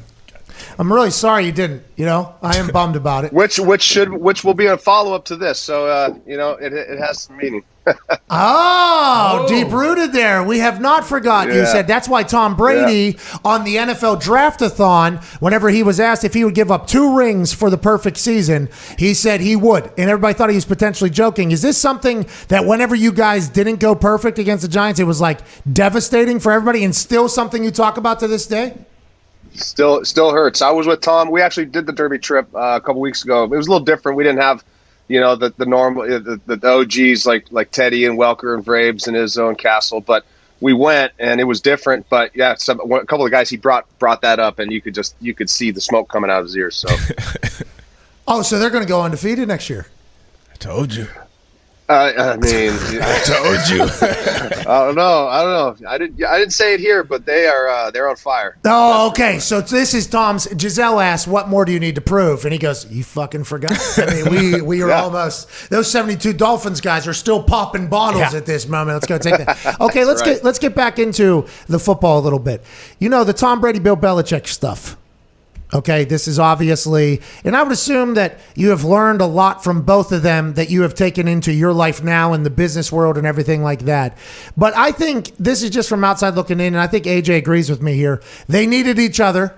but also very understandable that at some point that could potentially combust, right? Like, I think that is just something that the whole world that's potentially in that world understands. But as these stories start to trickle out about them hating each other, it's kind of interesting for the fans, though, to be like, oh, these two, like, they hated each other, they didn't get along. When you were there, did you sense any of that? Do you think that happened later? Do you think they hate each other, or do you think this is all getting blown out of proportion because it is Tom Brady, Bill Belichick? I think in the early days it was just a grind. He beat everyone down. I mean, from Teddy's, Rodney's, Tom's, special teams guys, even Junior Seau, he was beaten down when he got there. And it was just playing on the Patriots. A lot of times was the way. You worked hard. You brought your lunch. Practices were tough. You'd have the lowlights on Monday, even if you won by 40, and then on to the next one. But obviously after many years of that, I'm assuming you grow up. You hear media kind of sending Bill's ego and Bill's his legacy this way and Tom's this way, and they're dividing. They're causing this split. But as a family, I mean, they love each other. He would never have said that he probably could have done that somewhere else if it wasn't for the group of guys that came in, the way the ownership treated us, the assistant coaches, and the team that they put together after we were 5-11 in 2000. Okay, so they hate each other. You think? No, they don't. They like each other. Deep respect. Deep respect. I don't know if you'd see him on his boat in Nantucket. Like week 4, for instance. Week 4 is going to... I can't wait to that game because I think that'll be pure hate. I think they're both, though. I think they are both at that one. That is going to be remembered. That's a big one. And they'll probably leave that one saying, I'll see you in L.A. Yeah, that would be awesome. What do you have? This is a big Patriots fan, Boston Connor. What do you have? Yeah, Lonnie, thank you for snapping the ball to Adam during those 2 game-winning kicks. Well, Ken Walter. Those are perfect. Of course, Ken Walter as well. Josh Miller, Ken Walter. Of course, Josh, good guy, hilarious dude. But this upcoming season, I do believe long snappers will be getting voted to the Pro Bowl. What do you think kind of constitutes a Pro Bowl long snapper? And then also, do you think you'll throw your hat in the ring to kind of select who will go? Hey, Lonnie, and let me follow up on that because this is a big deal. There's nobody that's going to be able to tell who the best fucking long snapper is in the league unless they watch all the clips and know what they're talking about. I like that it's happening because it's like more acknowledgement for the long snappers, but there's no way anybody's going to know. No way. No, you can't know that. And, the only guys who know really are a couple special teams coaches, your guards who play next to you, your fullback, and obviously the punters and holders. I mean, those are the only really guys that should vote and should know.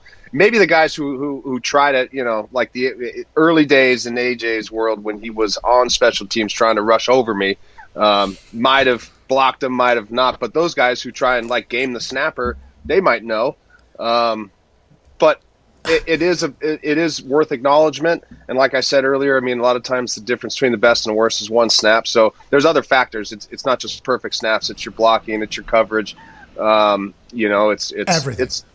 It's the rhythm that you have. Yeah. And then obviously having a good punter. If you have a shitty punter, you can be the best long snapper in the world and you just don't get recognized because, the whole team's getting booed, by the way, if the punter's bad. Everybody's getting – you can have a perfect snap.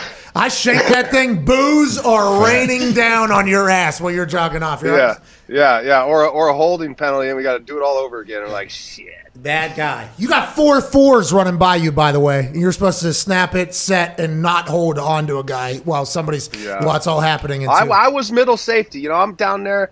Unless the guy ran into me, I wasn't making a tackle. Go ahead, Ty. Lonnie, did you have plans in place in terms of what you wanted to do after football? Because you said you obviously have a very infectious personality and everything, but you said you didn't have Instagram or anything like that. And I assume being a long snapper, you really need to obviously dedicate to the craft because if you fuck up, like Pat mentioned, you're gone. At what point, were you just you were going to do it as long as you wanted to do it and go out on your own terms? Or at what point did you start thinking about okay, I need to start figuring out what I'm going to do post football? Yeah, I mean, I came from SoCal, and a lot of the way I was just brought up, and my friends were in action sports and branding and marketing and these events and Red Bulls and Oakleys and I mean, I had a house when I was, from 2004 to 2011. I had 3 acres. I had a big BMX track in the back. I had a giant grotto pool, and we would host events there and have like 1,000 people. Slightly Stupid was playing, and so you got to learn all the brand managers and the action sports athletes. Carey Hart shows up, and Brian Deegan, and these motocross guys I grew up around. So I kind of was integrating unknowingly into this culture and this life. And then as my career came to an end in Denver, the Red Bull guy went to GoPro, who said, hey, there's just going to be this new thing, and we want to get into pro sports. I think you could help us. And so I started thinking about it, and actually he brought a bunch of cameras out on opening day, and we were giving them to DJ Williams and Champ Bailey and all these guys in the parking lot. So we're seeding product, and I'm getting their reactions, and they're like, oh, let me hook you up and do this for you. So it became this thing that I unknowingly was doing, and then when things ended, I was like, oh, maybe I should give that a try, because of what I said earlier. But broadcast booth or coaching just didn't feel like it was for me. So, so that's kind of how it went. Coaching is a nightmare. Go ahead, AJ. Lonnie, going back to the whole Brady Belichick situation, do you think that Bill and the Patriots has things changed? You think now that Tom has left, like, is he able to still grind on him like he did back when you were first there? I mean, he grinds on everyone. That was actually the common denominator. Was you sat in that meeting room, and he's telling Tom not to throw into team meetings. He throws an interception in practice. 3 guys are around him. He's like, Tom, don't throw in this fucking team meeting. And everyone kind of chuckles. We're like, but kind of like, wow, he just said that to TV. And then calls out Junior. One funny time, he actually called out Junior. It was right as we were leaving for right as we were leaving for off season. So it was the end of mini camps, and it was the last day. Literally had a flight. He had 2 flights booked that day. He was going to miss the first one, and so he says, Junior, what the fuck are you doing here? And all Junior said, he was in the back row, he said, seat 2A, Bill. Boom! Like the sound that you make when you push the button in first class. And everyone just died, and he kind of broke the meeting on that. So he loosened up towards the end of his career. Oh, that's awesome. Go ahead, Darius. Yeah, I got one for you, Lonnie, because I want to be at a table like that one day. So being in the new space that you are, what are any parallels from playing the game and then now into what you're doing now? Yeah, I mean, some of the parallels, I figured out, because in the corporate world, a lot of times it feels like some guys think they're on scholarship, which pisses me the fuck off. I hate the fact that you meet about a meeting, and then never get shit done. It takes forever to get shit done. And so what I like about these startups that I'm involved in, Kind Humans and Knocking Point, and a couple other small projects, is like small teams, family oriented, everyone knows each other. You have an idea. We have a sports background, so we get shit done automatically. They kind of look to you for the teamwork side of it, the do your job side of it, and then get creative and leverage your network. So the parallels were, working together and making shit happen.com, Got you. Amen. And that table is hilarious. I can't wait to drink Game Time wine. Kindness, pass it on. Can't wait to watch you continue to blossom this incredible business run after an incredible NFL career, Lonnie. Appreciate you stopping by, bub.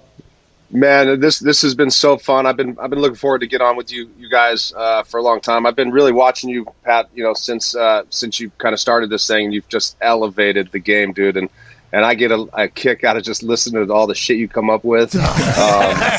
No pun intended, but it is classic in your wrestling stuff. I mean, it's perfect for you. And I knew it, when we played against each other. So, congrats to you guys on the show and the success. And if I can ever be any help to you, or you want to, do some more of this stuff, I'd be happy to come on. Lonnie, we'd love to chat with you. We also got a massive booze hound in the making. His name's Evan Fox. Oh, yeah. Whoa. He will drink you guys out of wine if you could. Ladies and gentlemen, Please. Game time. It's Friday, baby. But ladies and I like gentlemen, that merch, too. Lonnie Paxson. Yeah, the merch is dope. Thank you, Lonnie.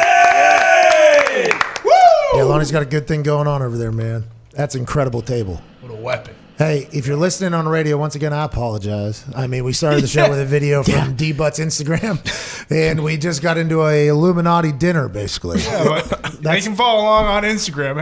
Hey, they know where to go to see the video. AJ, did you know Lonnie has Kentucky Derby, huh? Greatest 36 hours of his life, he says, every year. Yeah, and Lonnie's like the ringleader there for the Patriots crew and for a lot of the people up in that area where they are. But I thought he had a great message when D-Bud asked him, I think, about like the parallels. Didn't he say he was going and he was taking like all the kind of things that players don't want to do? Like they come, he said, they come from the top, the marketing people. Hey, we need someone to stop by the Piggly Wiggly supermarket and shake hands for an hour. Like he was taking those for free and meeting execs and making the connections and networking. He's smart, dude, because if he gets in front of people, look at that dude. Like he is absolutely, he's energetic. He's fun. Yeah, and by the way, always the same guy. I think I've talked to him like 5-6 times. He is always the same guy every single time. I hope he goes on to be a bazillionaire, man. Yeah. Looks like he's well on his way. Well on his way. Hey, who was Guy Fieri was serving? Wolfgang Puck. Wolfgang. Yeah. Where's that at? Ooh. I think he fucking teabags Guy Fieri. Yeah. All right, let's get to a break. No, you're right. I mean, God, they Fine deserve that. dining. I'm just saying. Fine Some dining. people like that. Not burgers. Some people like what? People are into everything, man. Oh, You with your fucking shirt, and now you're I'm just talking saying, we about don't that. get judged. We don't know anything. You're right. You're 100% right. I'm not 100% sure what they're I was into. metaphorically speaking in the culinary game, AJ. Nothing else. Okay. All right. I took it literal. I thought that was a This literal is statement you were making. This is what we're talking about. Okay, and when those people tweet about this show being terrible, I agree with them. Okay, because moments Me like too. what just you're a part of Okay. And by the way, they also yell about us yelling. So we just kind of put it all into one there. Somebody probably just had a full explosion listening. Meltdown. If you hate listening, you're the best. If not, fuck off. We will see you on the other side of this break. This is the Pat McAfee Show, May 21st, 2021.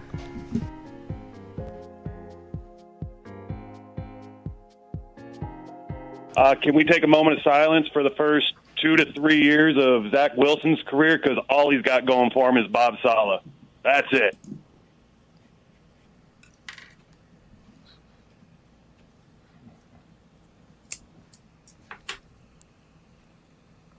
Moment of silence for his mom who made her Instagram follow.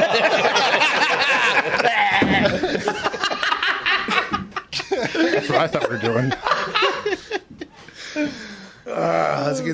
That's what I thought we were doing. Let's go to Chris and Indy. What's going on? Mrs. Wilson. Hope everything's all right. She jumped out there, right, with some hot takes, and then She got a fake mask she wears. She AJ. does not like Hooers. Not a fan of Disney. She doesn't like Or Disney Snapchat. or Hooers. Oh, there's going to be a bunch of Hoovers running around Zach. She said enough of it. Not on that Snapchat. I think I've realized this year with the conversations, you do seem to be a rather normal human, which is very interesting, right? I assume for a lot of people to hear. AJ said, no, you are not a normal human. But because all the stories about you before this year, to be honest, a lot of people, the way they believed is you were the smug king almost is what the thing about it. And then getting a chance to chat with you, it's like, well, that's not the case at all. How is that like something you have to focus on? I assume it gets hard whenever you're hanging out with, Scott Stapp is hanging Aaron Rodgers jerseys up in his goddamn office. That has to be pretty weird. Well, look, I think that's an interesting thing to talk about. I think a lot of times, people have said things about me, and it's been the same few people, and that's been kind of the prevailing story or thing that's reflected on. I think for me, I talk a lot about the work I did on myself. It was nice, and it wasn't intentional. Like, I didn't sign the show to have, and you guys know, we've talked about this off air, but there wasn't some agenda doing this. It was fucking talk to Pat and AJ every week. Yeah, sounds pretty awesome. It has been, by the way. It sounds amazing. But what it's allowed me to do is, I think, silence all the douchebags out there who were, talking for me and making themselves more relevant by using my name or, running with stories that were not really based in any type of fact. And look, I've grown as a person. I've said things and done things that I wish I'd handled a little better. But this was a great, natural, authentic, whatever, whether it was 15 minutes at the stadium or 45 minutes, to just bullshit and have a conversation. If you're a friend of mine, if you know me, I think this is about as normal as interaction you're going to see from me. It's not a lot of BS. You're not going to hear cliches and garbage. I'm going to, shoot from the hip mostly. Tell you as much as I feel comfortable telling. I feel like I've been as honest as I could be. I've told you guys a lot of fun stuff. It's fun for me because then I don't have to maybe rehash it on a Wednesday, or people get to see a different side of you that maybe they didn't even know was there or didn't think was there. And it's been fun for me. I really have. I've appreciated every single week we've done these. And like I said, the best part is there was no agenda. There was no plan. I mean, even us, we didn't know we were going to go 10 minutes or 15 minutes or an hour. We just started fucking talking, right? And then this came out, and it's been a lot of fun.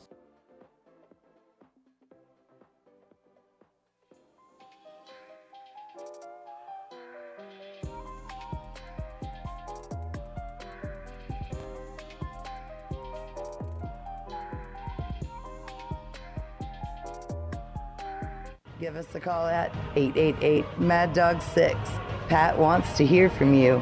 No, not really. He just ran out of things to talk about. This is the Pat McAfee Show. This is by DJ Griff Music. At DJ Griff Music. This one's called Putin Pucks In. Oh, nice. Yeah, this came after Vladimir Putin's 8-goal performance in a 13-9 win just a couple weeks ago. An absolute smash. The next few weeks are going to be chock full of play-ins, playoffs, big bets, and bad beats. Ain't that right? Hell yeah. And with all that sports-centered excitement, this weekend, by the way, massive. PGA Championship, there's some fights, there's NHL, there's NBA. I mean, this weekend is packed to the gills with sports. It really is. Got it all. Now I won't be able to watch a little bit of it tomorrow afternoon. I'm going to Meekum Auto Auctions, by the way. Okay. You know that soundbite in the open where it says, what am I supposed to do? Look at something I can afford and say, nah, is going to get tested. It is going to Got your eye on anything particular? So they Specific? did, shout to CBDMD helping me sleep through all this incredibly difficult time where a lot of thoughts are happening about everything. CBDPM blends sleep-promoting ingredients like melatonin, valerian root, and chamomile with 500 milligrams of high-quality CBD to create a powerful and effective sleep aid. And to make it even easier to try, CBDMD has to offer, they're giving 25% off your next order when you use promo code McAfee at checkout when you go to CBDMD.com. Promo code MCAFEE, 25% off. Shout out to CBDMD. MD. AJ Hawk back with us. Attaboy, AJ. AJ Hawk is not with us. There he is. AJ, what are you looking for me to buy tomorrow? You want anything? You wanted me to keep my eye out for anything tomorrow night? Tomorrow at Meekum?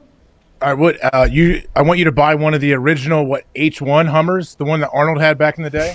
Okay, I do believe there are a few of those. Those get 1.5 miles to the gallon right now? On a good day. I think that's what they came out really boasting about. I don't know if now's the time to have a poor MPG car, just with the whole, G filling issue. Yeah. You know what I mean? That could potentially be happening, but I am very worried about tomorrow. Are you a car guy? I don't remember. No, not a big car guy. House guy? I love houses. Hey, you know what Big you real need, estate Pat? guy. I don't know if they sell them at those kind of auctions. Buy a big old Sprinter van that could be like an office for you, and you can get driven around. Ooh. I think LeBron has that out there in L.A. A lot of Phil people Rivers do, had it. Pac-Man had a sweet one in Cincy too. Hey, by the way, they have responded to Pac-Man. Rough and Rowdy, their head person, Chris, right? Rough and Rowdy was purchased by Barstool. I believe Chris was the man who founded it. Rough and Rowdy Chris, I met him, good guy, at the West Virginia fight, got to meet him. Barstool purchased that, so they have Rough and Rowdy I think Chris still runs it. He's the one who deemed Bobby Lang the champion. It's Bobby Lang is the champion. He heard about what Pac-Man said yesterday on the show about wanting to fight him. He tweeted and said, I just reached out to him. We're good. We're going to do. I think Pac-Man's going to fight that guy. Okay. 170? I think so. 170? I think so, yeah. It seemed like in the tweet they said, yeah, we will do this or whatever. It's like, all right, Let's shit. go. Here we go. Pac-Man potentially maybe sports best representative in the boxing world. He could be a guy out there. Darius, any thoughts on this? I mean, I hope so. We can't go out I got my faith in him. Nate went out bad. I got my faith in Pac. Ocho, we don't know if he's fighting or not. Remember, there was the alleged report that he and Pac were going to fight. And Pac said yesterday, Ocho didn't want that fight. And by the way, to Ocho's defense, I wouldn't want that fight either. And I don't think anybody else would. I think he is our best bet at this. Hey, I have seen him on site, okay? maybe in real life and also on video in airports and other places. He finds the jaw. I mean, he will find a jaw, and he is very explosive. He's 38 years old. Now, that is something. My immediate thought yesterday after him telling me he wanted to get in, I was like, this guy's going to be the fucking champion. I mean, I don't know if we have enough time or whatever. Darius, your thoughts on Pac. Is that who is in your mind, like first couple, like, hey, that should be a guy that we should have boxing representing the NFL? Absolutely. Anybody else? I mean, Aqib Talib will mix it up, right? Won't he? Talib will mix it up. Trent Williams. Trent Williams. Big heavyweight. Hey, I saw Tyson Fury training, by the way. He's getting ready. They got that fight in July, right, AJ? Is that what we saw? Is it him and Yeah, who Wilder? was he training? Who was he training with? I think he's training with a guy. He was with Nick Diaz actually for a little bit. They worked out a little bit together. Yeah, he was doing that. He was doing a lot of body or ground stuff. They thought he was potentially trying to make his way into MMA, which was wild. That was like a 2-hour thing on the internet. It's like, okay, all right, relax. The guy doesn't have to. Okay, he just stands and throws absolute bombs. Yeah, he's fighting Wilder, right? Again, and that's in Vegas, I believe. I'm excited for that. Watching him train, watching him hit mitts or whatever. He's just, after seeing him in person, because he was at WrestleMania Backlash, and wait till you hear the story. Was he like 6'9"? Massive. Huge. And by the way, he still has like, I don't want to say girth, but he has some like actual. Girth is a good way to put it. And I think that is. He used to be 100 pounds heavier, I think. Yeah, his whole body. He's had like a lot of ups and downs. He's fought back here. Now he's the world champ again. Wait till you see the vlog. By the way, at 3:15 coming up. YouTube.com/The Pat McAfee Show. Another episode of Mr. Friday Night. Another chance to win not only money but an opportunity to learn about something that was iconic that happened behind the scenes at WrestleMania Backlash that did involve Tyson Fury. Okay, so that is something to watch for sure, but he is massive. And then you watch him, he'll go shirtless and they'll put videos of him hitting mitts and everything like that. His whole body is in that thing. He just wears people out. And then I went one slide over and it was the 2 rights he landed on Deontay Wilder. And it didn't even seem like the first one didn't even seem clean. And Deontay is a huge dude, like fucking just like goes. He's the guy, I think. Like, I think Tyson Fury is like the guy here. I need to see Wilder training, man, because he just seems like a haymaker thrower. He just throws them. He doesn't know. Like Fury, like his head movement, his boxing skills are up there, especially for him to be that big and that, have that type of reach. So he's a favorite right now. I need to see what Wilder's doing, how he's training. Wilder was military pressing like a Stonehenge boulder. It was really? Oh yeah, okay. A bunch of them. Probably 20 of them. What happened last time they fought? He wore that 40-pound thing, and his legs were tired. It was a great entrance. It was. I remember the entrance being, oh shit. Pat, have you seen any of the quotes from Fury though? He was forced to fight Wilder for a third time, like whatever arbitration. I love that they don't want to pay Wilder to step aside, as they say, so he's just going to beat him and then move on to Anthony Joshua. Oh, so that is something that could have happened? Yeah, I didn't know that. No, I'm saying this is what Fury said, so you need to look up the quotes. They're awesome because they were forced to make this fight happen just recently. By the way, I think he's a WWE fan. His kid is now. That's why he was at the fight or whatever. The Prince is a big fan. But if you watch WWE, or I don't want to say you watch his entire life, but if you understand the business, which it does feel like Tyson Fury does, and you're in a combat sport like boxing, and you're the baddest dude at said sport, him cutting promos is awesome. Yeah, I mean, he sings. He grabs the mic and sings to his wife after fights. Like, it's awesome. Yeah, and it's everything about him is awesome. The way he dresses, everything. He is like the guy. It's like, I did not know this dude existed before the Alabama Hammer. Yeah. Deontay Wilder had to fight him. And I was like, well, I'm going with the American guy for sure. Okay. This is the Alabama Hammer or whatever the fuck they called him. I'm like, this guy obviously going to win. And then I watched, I think, 15 seconds of that first round, and I was like, oh, God. Oh, boy. We got the wrong guy. I looked at Tyson's body. I'm like, look at Deontay. This guy's not even training. Our guy's going to run laps around him. And then the people that knew boxing were like, no. That is not. I'm like, yeah, fuck, Alabama Hammer. Fuck England, dude. What are we even talking about or where? And then I watched 10 seconds of that guy just whoop, pum, pop, whoop, whoop. I'm like, why is he so fast? And he doesn't get tired either. He's a giant. He seems to never get tired. It's unbelievable. He's the guy. We got fooled as well from the Tessitore presser because Tyson Fury showed up with the sunglasses, with the hood on. It looked as if he was a little worried. And he just sat like this the entire time. It wasn't really talking. Arbitrator rules. Tyson Fury must grant Deontay Wilder rematch by September 15th. Anthony Joshua fight in jeopardy. So I guess depending upon that fight, when the next one will be, right, with Anthony. That's old. He's going to fight Wilder sometime in the summer, and then they hope to fight Joshua October, November. They depending upon what happens. Yeah. July. If it's July 24th for the Wilder one, you would assume maybe like a New Year's Eve around that time for Joshua. That'd be a big celebration, by the way. That'd be good. Hey, that'd be good promo. Huge. We should do that on SmackDown. Oh. Yeah. Let's take some phone calls. I thought this hour was over 20 minutes. I thought hour 2 was done. I literally was celebrating hour 2 being done. Only got one more hour. Here we go. Good hour, boys. There it is. It's halftime. It is halftime. Steven in Maine, what's going on, pal? Hey, how's it going, guys? Hey, not too shabby. Not sure if that's you or us, but I appreciate the delay to make sure that you could get that. Can you hear me? Oh, can you hear me? Steve. Goodbye, Steve. Goodbye, Steven. It's been nice. See you, dude. What do you think Steven want to talk about? Darius, you ever met somebody from Maine?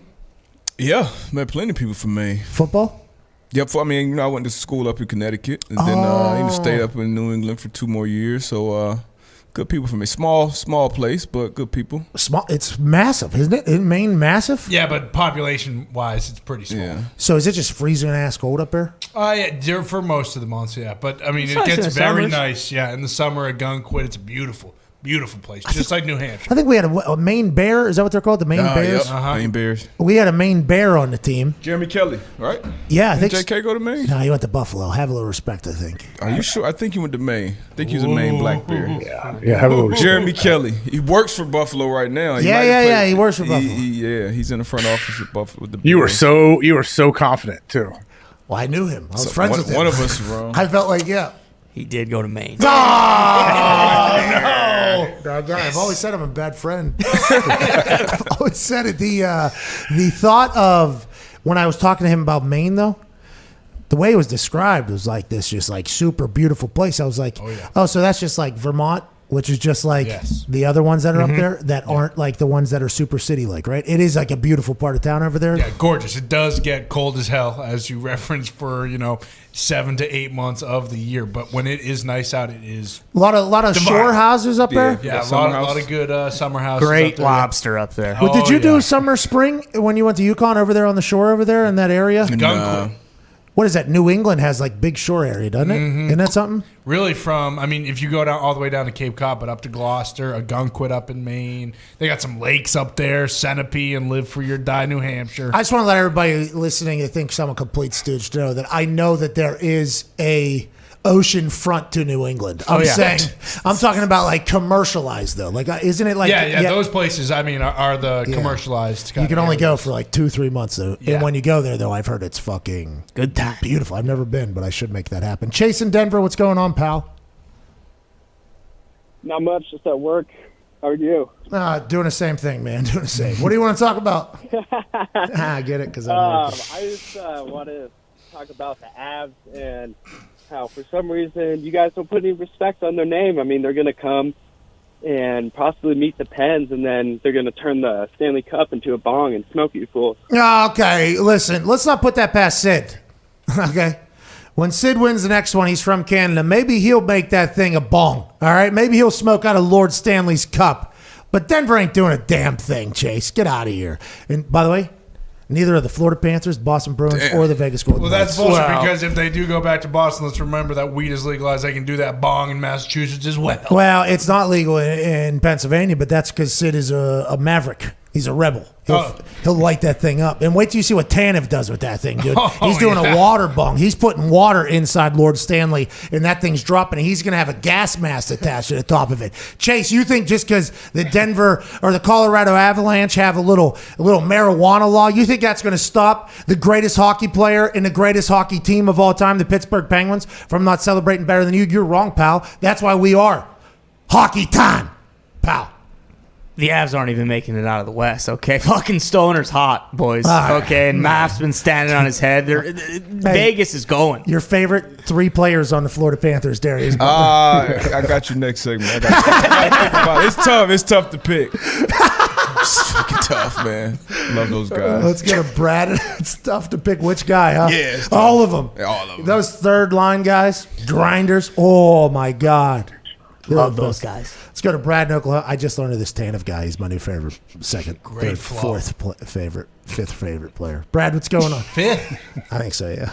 Wow. Who's fourth? What's up, guys? I don't know, but I just assume that there's somebody that I have said in the past is my favorite player of all time. Where's Jari at? Jari was, he was very low on the list. He has been climbing quickly, though. Yeah. But he will fall quick again. I mean, there's a chance that could happen, but that's the position. Hey, that's the position. Kicker, punter, pitcher, goalie. Yeah. You can go from penthouse to outhouse real quick on a lot of people's list. Tristan Jari right now, probably my third favorite player. Wow. Yeah, just keep getting those wins, kid. Hey, but you stink again. You will fall off that list quick. Yeah. And you know who will move up? Who's that? Tanev. What's going on, Brad in Oklahoma? What do you want to talk about, pal? Hey, man, how are you guys doing on this Feel Good Friday? Shout out CBDMD. Boomer, pal, boomer. No, I'm actually down here in Stillwater. So go Pokes. Yeah, go Pokes, yep. I was just wanting to get your thoughts on, hypothetically, if Patrick Mahomes happens to win the same amount of championships and he doesn't have any of the controversy that, Brady has had in his tenure through, with Deflategate and Spygate. Who would be considered the GOAT if they have the same amount of Super Bowls? So Great question. Great point, Brad. AJ, did you watch Dark Side of Football last night? I guess they were doing something on all the scandals for the New England Patriots. Vice, Dark Side of the Ring, smashing success, stories about, the professional wrestling business all the way back. Got to learn a lot of things. And by the way, very sad, but a lot of stuff, put into perspective for things. And then they took on football. The first one was like Ocho and Diva wide receivers. This one was supposed to be the legacy of the Patriots or whatever. Is that something that anybody who knows football even thinks about?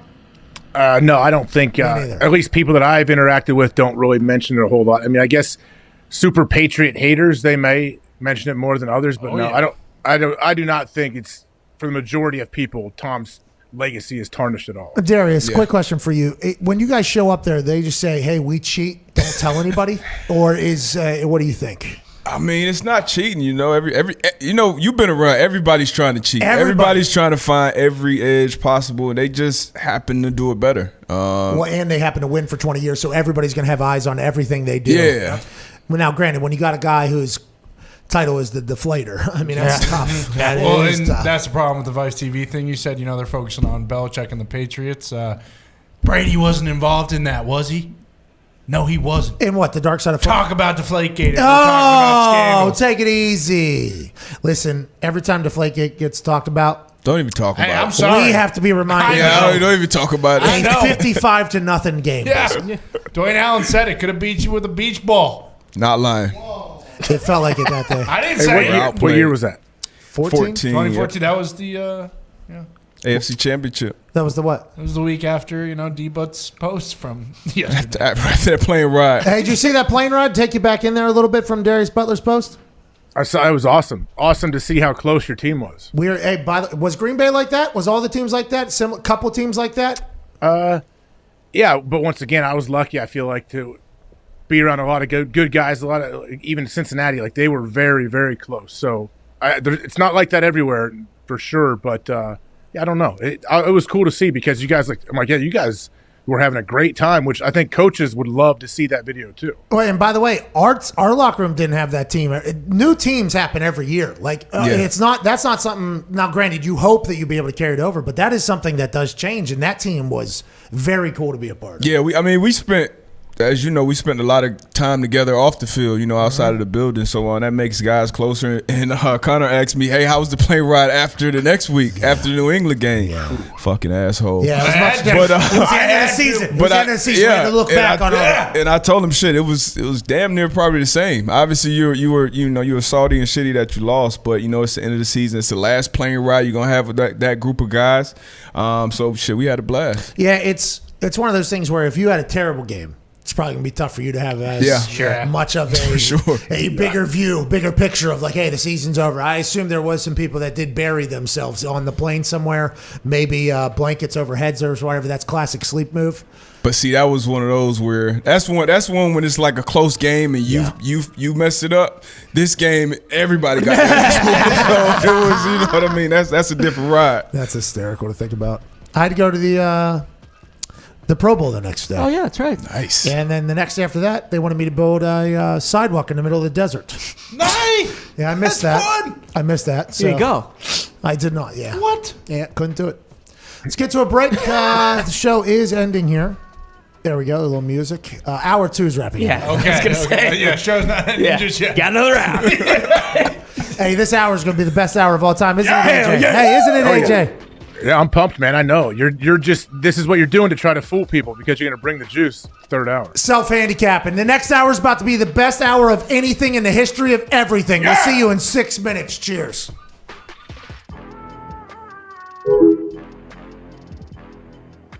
The goalie finds his way, and Sidney Crosby, the captain, the greatest of all time according to Pat McAfee, he wins tonight, and that is my lock of the night. The Pittsburgh Penguins money line. Hell, you might as well take them -1.5 at plus 202. There's no chance. Oh no. 0% chance. The Penguins lose tonight. What's this all about?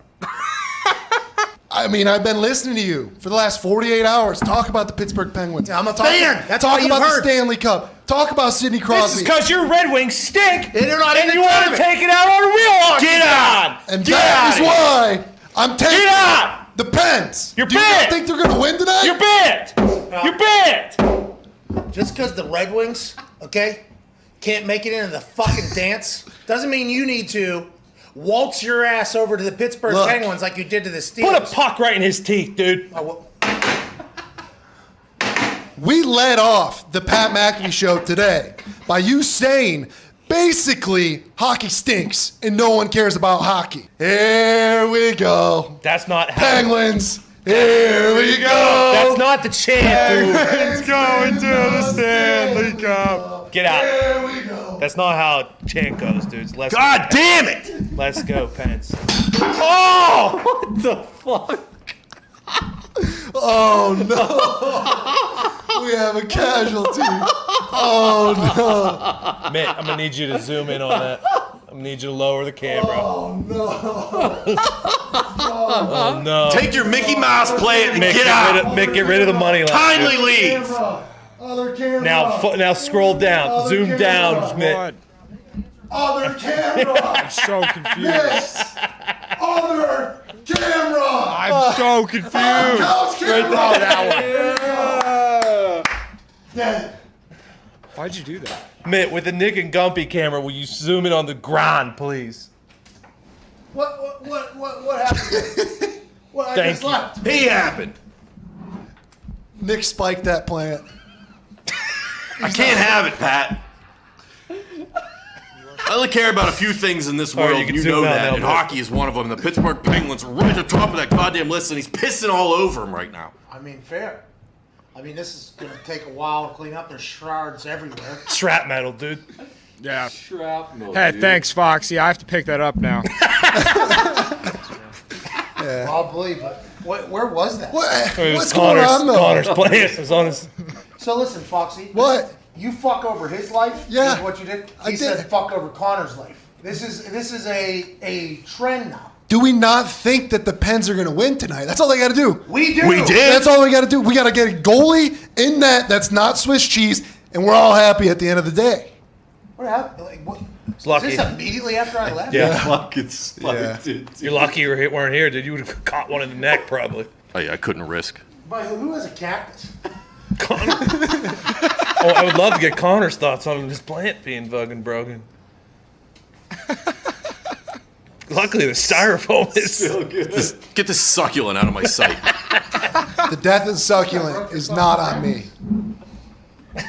Foxy, you got Oh, you want to go to hell? Oh, you stupid fucking Penguins! Go! I'm taking the Panthers!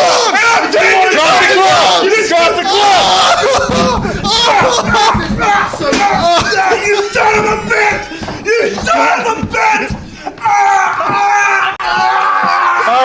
scrap, boys. Good scrap. Fucking stick tap that. Can we get a goddamn socially distant conflict? What do you guys do? What was this? We lost the thing. Oh no, the You Iowa. two fucking cool it down. The Iowa. Fight him. No. Okay? The Hawkeye popcorn's on him. Get the hell then! Get the hell out of here! Screw Get you! What are you doing? The Hawkeye popcorn's done. Just ready for I'm war. taking whoever's playing the Penguins because he's destroying the Steelers and the Penguins for you two clowns. You guys need to figure it out. You hear me? What are you still doing in here? You made your pick. Get out. Fade Foxy. Are you all right? Good scrap. Hey, good scrap. I'm good. Fucking, I stick tapped you. I'm physically fine, mentally destroyed. Had to. Guys ruined everything. Call the money line 1-833-462-2233. From a place not so far away in the USA. Every day we either overwork or we underpaid. We need benefits, vacation days, a 401k, and maternity leave. She got a baby on the way. See, everybody knows your name round here, but ain't nobody famous round here. A bunch of John Does riding around on John Deere. Might move to Texas and become a cattle auctioneer.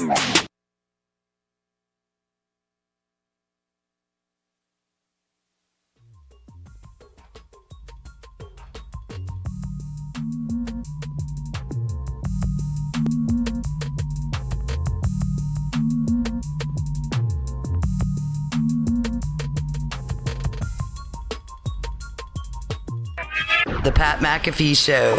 There will be no rules for our guests, for us, for the things we can talk about. Speaking his mind I've never had a problem expressing my opinions or my thoughts or anything like that. while being relatable. I haven't had that manufactured fake ass celebrity that a lot of people have whenever they go on those big networks. I've had a chance to really build my crew, build my following, build my audience. And ridiculous. What am I supposed to do? So I'm supposed to look at something that I can definitely afford and say, nah. Is that what I'm supposed to do? The Pat McAfee Show starts in 3, 2, 1. Welcome back to that show. Hour 3 on this beautiful Feel Good Friday. May 21st, 2021 will begin immediately following this beat drop from Twine. I got all those words in there, by the way. I don't know how. They kind of all ramble together, but it did make sense if you listen to it back in a slower fashion. AJ Hawk is joining us from Ohio. How you doing, AJ? Darius Butler live down here at the FanDuel Beach House. Darius. Claim. I don't like that on the ticker. Claims. In all caps. Claims to be a heat lifer. Zio's laptop just crashed. Oh, no. No, it's not that song. I don't hear it anymore. Well, I said that the show was wrapping up and the computers. They probably heard that. They probably heard that. Probably mailed it in on the weekend or whatever. But I'm sorry. Go back to what you were saying. All I heard was no, a lady I'm just yelling. watching the ticker and I see. Darius Butler claims to be a heat lifer. Yeah. So that is. Life. I'm loyal. Do you want to know who that is potentially that does that, or do you know?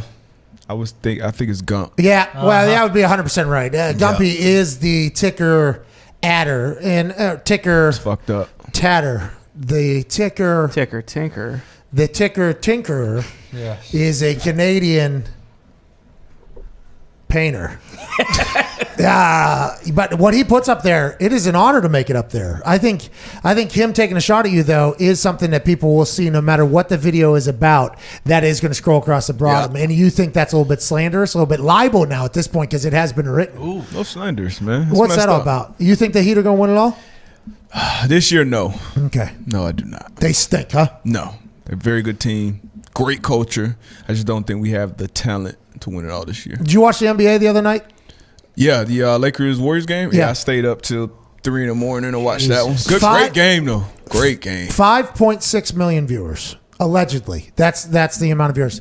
That is a big number in my eyes, especially for the time it was on.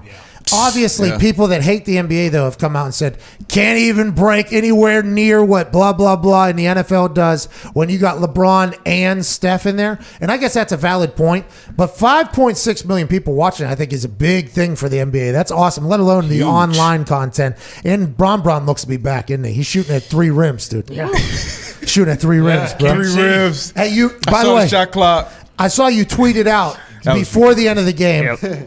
Yeah, that is a little contradictory there. But you tweeted out, I bet Bron's going to say he didn't see when he shot that. And then literally his first, actually, I think as soon as he made the shot, he turned around. I can't see. Can't even see, bro. I can't even see. Well, I hope he gets the respect he deserves. He shot that thing. Is that self-handicapping or that's the opposite? No, it's him letting people know, like, hey, listen, I'm fucking Pirate Steve right now, dude. Okay, I got one eye. You saw what the Michigan State product, Draymond Green, did to my face. People won't give me any credit for this, but I shot this thing with one eye, okay, and nobody's giving me any credit. I think that's why he said, are you a LeBron guy or no? Big LeBron guy. He is. That's the one thing, if it was one thing I wouldn't be a fan of with LeBron, is just the dramatics. Well, I was always a diehard LeBron fan. A little dramatic. I was always a diehard LeBron fan. Saw LeBron in high school come to Pittsburgh and beat the dog shit out of the Pennsylvania All-Star team. It was just his high school team. Pennsylvania All-Star team played. He dunked from the foul line, I think, in front of everyone. And I was like, oh, this guy is awesome. And at that point, he had already had, I believe, the Hummer and the Nike deal. The whole thing has happened at that point. He was really just getting going. I'm like, this guy's awesome. I think I'd seen him out in Cleveland play, too, whenever he was younger. I had a friend or whatever that drove over there, their family, and we watched him play. It was one of those things where he was like, I feel like a part of our generation, LeBron James. Yeah, what is he, a year older than us? Yeah, I think but so. But yeah, legend, man. Put his guys on, too. He was the first example that I saw of that, like an athlete bringing his day one boys like you did and just, put everybody on, and everybody's doing, number one agent in the game now, the NBA game.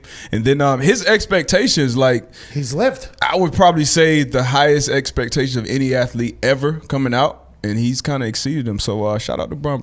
Yeah, and by the way, not just exceeded the expectations on the court, but off the court too, somehow, with everything that you talked about with not only his boys, but the community. And also, no massive, in a world where everything is exploited and seen and heard about, no massive, PR disasters that seem to be inevitable for everybody if you're going to be at a LeBron James level. And with the world handed to him when he was 16, it's before he even got in the NBA. The world was just handed to him like, hey, you're the king. You are the guy. Here's $100 million. And it's like, okay, all right. And he somehow handled the whole thing.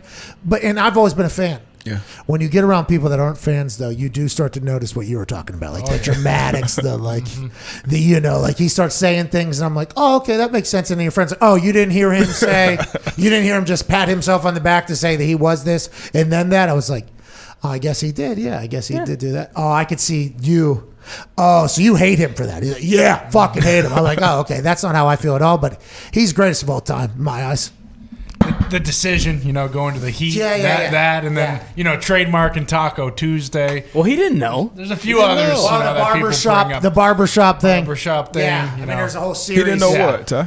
He didn't know Taco Tuesday was already a thing. Right. He thought he came up with it. He wanted to patent that trademark. Jesus. Oh, yeah. Taco. Yeah, it was awesome. Yeah, man. Hey, he's Todd, I'm sure he's a voracious reader.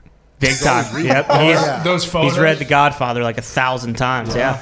Yeah, people do hate him. Big book guy. Those blatant lies people say. Every time he gets taken, a photo gets taken of him with a book, he's always on the first page. People love to point that out. What he's publicly letting his fans know if they would like to be a part of his book club now. Yeah. This is the book we're starting today. We are starting this book today. Mm-hmm. You won't see it until we finish this thing. We're doing this together. That's what he's doing.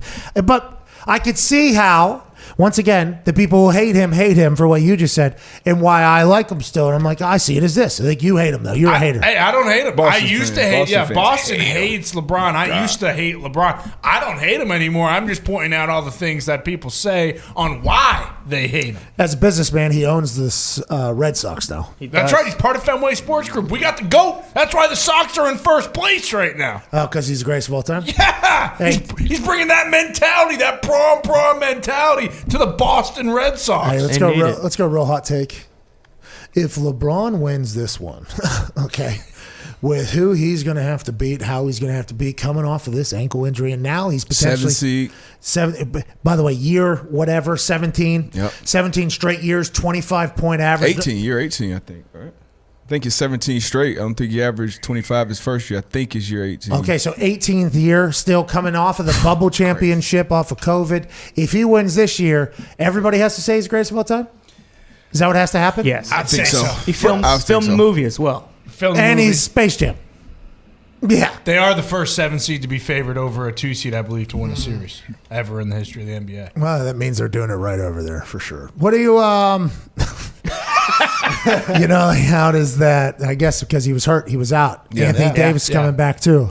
Only reason they're the 7 seed. Yeah, the game disparity between like the 7 seed to the 3 seed or whatever is like only a few games, so it does make sense. He does do stuff though that pisses people off. AJ. Oh, yeah. I mean, people get very mad at LeBron. AJ, I mean, very mad at that guy. I wanted to ask like the specific things because, like D-Butt said, I was in Ohio. I saw LeBron play in high school. He's 1 year younger than me, and the expectations were through the roof for this dude, and he has exceeded all the expectations on the court, and he hasn't gotten in trouble off the court really. So, what is it? Just those little? Like, is it just a bunch of little things like that he says and does? I think so. Yeah, just being around some haters of his, and I'd never been around haters because I think everybody in the locker room's like, what this dude's been able to do is impressive. I think everybody that I've maybe was in my life on a regular basis, and then you go back to Pittsburgh and you go around some people and something happens. I'm like, oh, okay. And then immediately it's, oh, fuck that guy. I'm like, what did that guy? What did that guy do? And then you start hearing it, and then you'll get a text from that same friend or potentially when he does something else, and you're like, of course, blah, blah, blah, blah, blah. Like that's it. I start to hear and see why, but I don't feel that way. When you're on that level, I mean, your haters are going to grow as you grow, so it's part of it. I'm sure you get more haters every day. Oh, every day. More and more people learn that they despise me. I mean, it is everything about me, bro. Everything about me for some people just, really gets them upset. Some people get really worked up about everything that I do. The face, that's a problem for some people. Mm-hmm. The voice, the way I speak, fuck that guy. The way I dress, they hate it. The friends I have, the people, everything about it's cool. But I told Orshlovsky this one day. Orshlovsky put out. He looked like that whenever you were friends with him at UConn, by the way. That photo, that photo that hit the internet. Oh, Dano, yeah. Dano. Hey, Zito, you should try to find that UConn photo or whatever. This thing made. Did you see this, AJ? No, what? No. It's a picture of Dane Orshlovsky during his time at Connecticut. Yeah, it's No Context college football account, and they just post random pictures from the history of college football. And it's just No Context. They just posted. This particular one was a team photo day. Dane Orshlovsky solo shot, classic football kneel, hold ball, face stare down to the camera. And Dan, I'd assume that had to be freshman year there, huh? This had to be freshman year. I assume this is freshman Dan. Man, he's tough. Hey, people forget Dan, best player in Connecticut. Hey, Dan was big time. Hey. He put UConn on the map back in the day. I redshirted my freshman year, so I was his scout team corner. Did you guys play against each other? So you guys probably got along. That was my well. games. Those are my games playing. Going against him. So how'd you do? Yeah, used to kill him. Really? Oh yeah, I used to kill Dan. True freshman. $160 soaking wet out there picking shit off left and right. Getting cursed out by the OC Rob Ambrose. Shout out Coach Ambrose. Dude, hey, if he runs out, jump the out. Coach, Pac-Man not jumping his out route. It's got to be a first round. Number 9 is not jumping his out route. I'm not jumping that shit. I'm getting a pick. That was Big East. That was Big East football with Pac, and also alongside Pac, man at West Virginia was Chris Henry then, and Rasheed Marshall was quarterback. I assume, right? Is that the? That was in 2004, so this was before Pat White. So whoever was right before. Probably Pat White. Rasheed, and then by the way, that guy's. I wasn't playing. I was practice. That was my no, but games. I'm saying when you say like Pac-Man's not jumping on that, like, that West Virginia team, that Big East, that West Virginia team was very good at that. Oh, for sure. It was it was very cool to kind of follow them and watch the team that I was a part of just beat the dog shit out of UConn. Just beat. I was standing on the sideline. I wasn't doing much. Okay, I was not a part of this thing, but at all. It felt like when we played UConn, extra points. Yeah, extra points. points, man. A lot of those, dude. It was. I don't know why. You guys had a good team. Donald Brown was almost a Heisman. Yeah. I don't know why. It just felt like for whatever reason, what we had, you guys didn't. Yeah, for some reason, whenever you start to learn another school's fight song,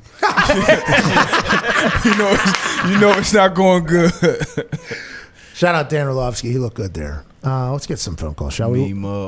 What's that, Dan? Yeah. Now with it, Pride Shelter. Per source, Patrick Mahomes is ahead of schedule in his rehab and will participate in the Chiefs OTAs that start on May 25th. The thought right now is he will do some stuff and will then be fully ready to go for training camp. This coming via James Palmer at James Palmer TV. Shout out Patrick Mahomes.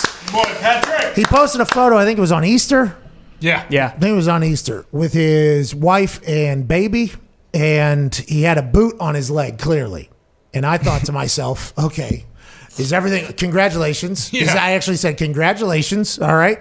Is everything all right? I completely forgot about his foot being injured from the season or whatever. Yeah. I had assumed that we were past that already, but I guess it was only 2 months and some change after that. The surgery happens. Now we're hearing he's back on track. That's good for everybody. Congrats to Patrick Mahomes getting through a tough rehab, I'd assume, tough offseason, and trying to have a successful season with the target on your back for the rest of your career. So I think he's probably cut out for this thing. Yeah, I mean, like when we first saw this, you actually had like a back and forth with him, and it didn't seem like he was Worried. worried at all. Like he knew he was going to be ready to go. So hey, And I didn't good for think we Chiefs. should be worried at all. And then I What saw kind the of surgery? photo. What kind of surgery did he have? Do you know? I don't remember. Maybe plantar?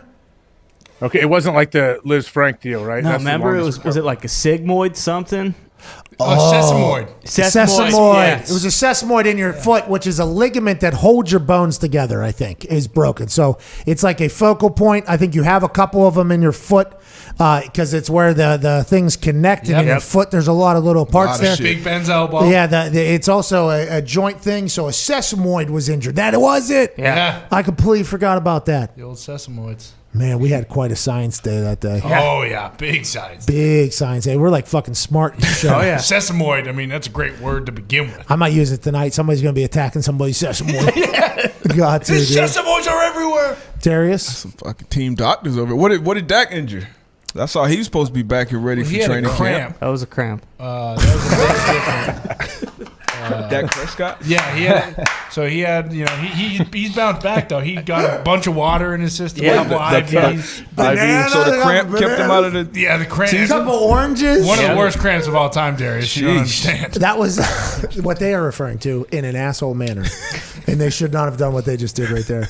Is Tony Romo did diagnose that as a potential cramp whenever it originally happened. And to Tony Romo's credit, though, none of us knew what the hell was going on there. Now, I don't think anybody thought it was a cramp. Hey, Tony, I can see the bone sticking out of his leg. I don't think it's a cramp.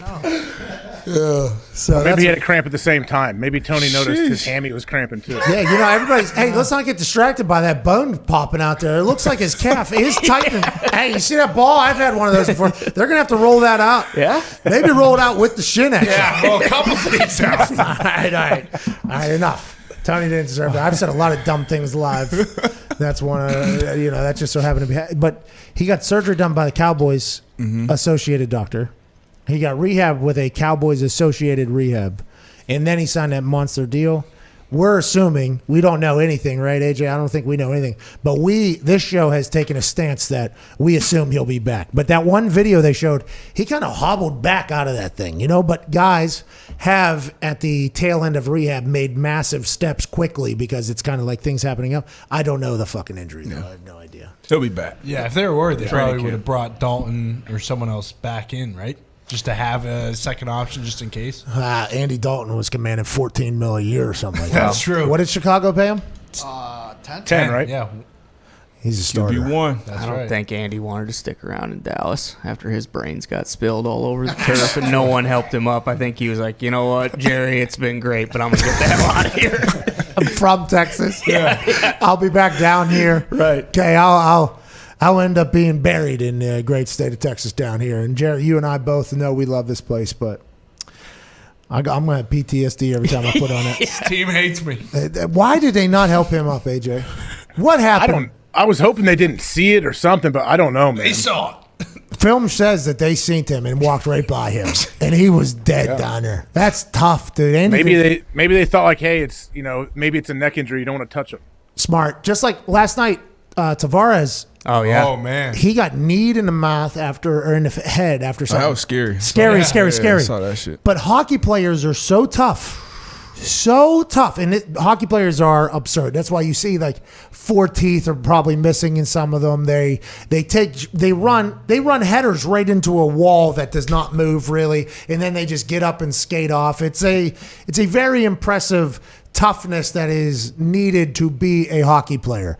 With that being said, last night it almost like was a detriment because they were almost like asking him like get up or whatever. Yeah. And just like you just brought up or whoever just brought up about how on a field you're told like, hey, don't you have no idea what compared to hockey's not like that. It's almost like it's almost a part of the sport. Like get up, let's go ahead and get out of here. Here we go, boys. He got carted off though. That was scary. You seen it? You watched it live, obviously. I saw that shit. Ever happened to you on a field? Any of those moments ever happened? No. I had a bad knee actually against West Virginia my senior year, but I never had to get carted off. I don't think. How about? I've seen it with teammates. It's scary, and even opponents. It's just a scary kind of because we all know you're kind of one play away playing that violent game. So that was tough. But with this, so I saw. Do they have to like? Is it mandatory they have to fight after that? Something like that happens? Yeah, it's like hey, you got to answer. Okay, You took our guy out. I respect it. Now, granted, it was kind of a hit in an awkward type turn. Yeah, it thing, wasn't intentional. Yeah. But hockey's a big fuck you, no, or fuck me, no, fuck you guy. They're big. I like it. Hockey's big in that. Huge. There was actually 6 people in the box after in the Pens game. Caps Rangers. Remember that? Oh, yeah. Dropped the mitts. In the Pens game, there was as well because there was like a right scrap. out of the gate, right? Yeah, but as soon as the game. What's up, Nick? So last night, Nick Foligno of the Leafs did fight Corey Perry, who was the one who kneed Tavares in the head, and it was accidentally. And a lot of people were not happy that he did it. A lot of people were like, hey, look, it was an accident. He didn't mean to do it. They didn't really see the need for it. Yeah, because I thought it was kind of an awkward, and I'm hockey aficionado. I've been watching my whole life, but I don't know the ins and outs as much as I can because I can't skate, to be honest. But it's one of those things where hockey, though, he just has to answer, right? I assume that's the code. That's what they always talk about. How'd the fight go, Nick? And you hear the Who won the code. fight? That's it right there. If you hurt a star player, you're gonna have to answer the bell and you're gonna have to fight for it. But that one, it was probably hard for the Leafs players to see from the bench. They probably didn't get the same, they didn't get the benefit of seeing all the replays and everything. But it was still like people weren't thrilled about that one in particular. AJ wants to know how the fight went. Not great. You can watch it. You can tell both guys were even kind of reluctant to do it. Yeah. And Perry didn't really want to do it. He just knew he had to. Hockey, though, Sam was talking about this the other night while we were watching the game. It has all the sports combined, including boxing, right? Yeah. Which is pretty cool to think about. And I think, and I've said this, hockey has done a tremendously terrible job. It's tremendous how bad they have Worst done. of all time. Horrible. It's tremendous how inept that league, the NHL, has been at promoting the game. Now, let's hope the ESPN and the Turner deal will change things. But Gary Bettman, the commissioner of the NHL, he should have been on every show before the NHL playoffs, and he should have been around going, hey, listen, our sport, they're flying around faster than every other sport. You hear about these 4.2s, you hear about these 4.3s, 4.4s. These guys are on ice skates. They're going 2.5s, okay? These guys are flying around. There's fighting, there's action, there's skill, there's talent.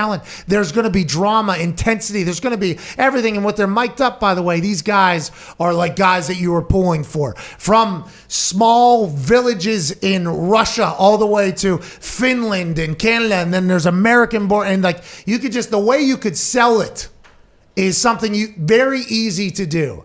And the NHL hasn't done it. What percentage of the NHL, like a ballpark, are like foreign players from like Canada or Russia? So I thought there was a chance that the Americans could die off in this whole thing because of how hard it is to become. You have to you have to be willing to put your body through like just grueling pain. You got to be skating at like 5:30 a.m. You got to toughen it up. You got to do all this shit. So I thought there was a chance that the people who potentially used to play hockey, because it's expensive. Hockey costs money to play here in America. It does, because there's ice time, there's pads, there's everything like that you have to pay for.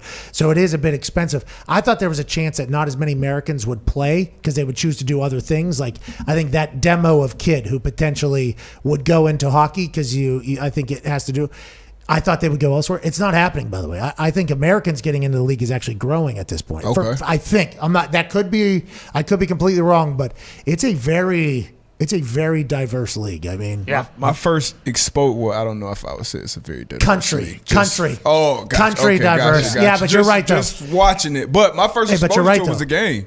The video game, NHL, used to be like EA Sports used to make it, I think. Oh, yeah. I used to love that game just for the fights. We used to go out our way to figure out how to get to a fight. And but actually playing it in between the fights, it's fun. Hey, to push that a little more. to kind of further upon what you said there, like when PK Subban became like a big name for the NHL, that was huge. I thought, like, hey, this is a big deal. Like, here's a guy who hopefully can make people think, like, okay, I can make it too if I want to get in there. And by the way, I think that would have made the game a lot better. I think it's just so difficult in America to really get in but there. then the old dinosaurs of the sport did what they did and tried to silence him and bury him, and he's been bounced around teams, and he just gets blackballed, for lack of a better term. Really? Why is Oh, that? yeah. Why is that? Because he talks Too loud, too much of a distraction, not a team guy. They just get labeled with these things, and it's just like it is in the NFL. You guys talk about it all the time. If you get labeled a distraction, it's really hard to come back from that. See, like, that's bullshit. Yeah. And I think that's something now in 2021 where I think a lot more of the world would be like,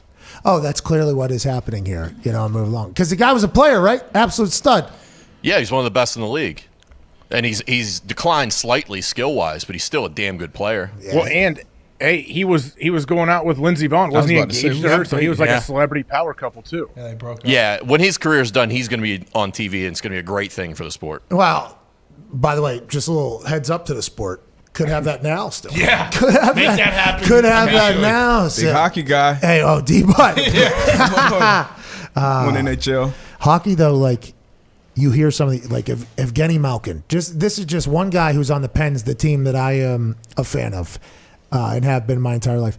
This guy was drafted to the NHL, out of Russia, had to go into hiding because the Russian mob would have taken him and not let him go and would have basically had to go into hiding, escape to America to play for the Penguins. Then they had to get his family out because his family's here. So his family comes over to Pittsburgh, and then his family gets put on the Jumbotron. They're like the most famous couple in Pittsburgh, basically. And Gino has had this obviously storied career. I think now he can go back, but for a while he couldn't go back or do anything like that.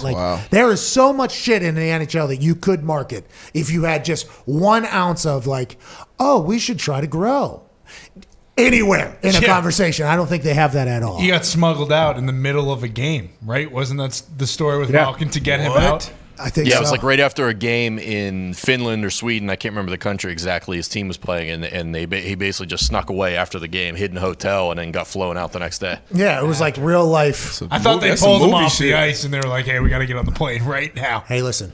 We just put a tranquilizer in the guy that's watching you. We have got to get out of here. Let's get to a break. Hey, by the way, Gino's back to assist last night.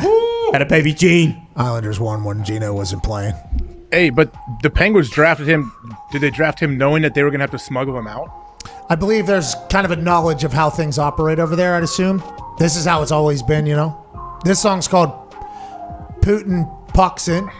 And I believe that first name there has a pretty good say about what pucks get to go in. You know what I mean? To where. Who's shooting where. I think there's pretty good. Who knows what it's like now, but it was definitely like that then. And then just like all the pond, the pond hockey, there's just so many stories that could potentially be told and they fuck it up. Now's the time they should be pushing it. I guess we'll do it for you, but. It's a good sport, too. Especially if they want to grow the game. Fun sport. It is a fun sport to watch, right? It is. Violent sport. Like you said, fast, a lot of speed, a lot of up and down. I like it. Teamwork. The cardiovascular. Now, corners and how hard is that? Go watch some of their training. They have some of their training docs. It looks like nothing I could do, boss. I assume you could do, but I could not figure it out. I assume a lot of others couldn't either as well. Let's get to a break. On the other side, AJ, how about some phone calls, huh? Let's do it. I bet we have some people that have been waiting a long time. Some of the regulars on there still. Okay, so we got Kyle, Josh, Michael. I don't know if I'm allowed to say this name. Spell it. Kwame? It's about top of your no smoke list. That's a great line, by the way. No smoke. I'm going to use that on SmackDown tonight. A prophet once said. It's right after you say, well, welcome to the cock, right? Peacock. This is on Fox, though. Okay, so that would be misconstrued. Well, you got to reference the pay-per-view that you had on the cock. Only available, yeah. WrestleMania Backlash was magical. Only available to be seen on the Peacock. But tonight we will recap everything. Ginger, Please do it and see if Vince chimes in. Ginger Nick Nice. is on the phone. Oh, he typed it in. Yeah, if that's what he dubbed himself, you can call him that. I don't know how the Andy Daltons though feel about that whole thing. My roommate Reed, huh? They love it. The Red Rocket. What do you mean? Yeah.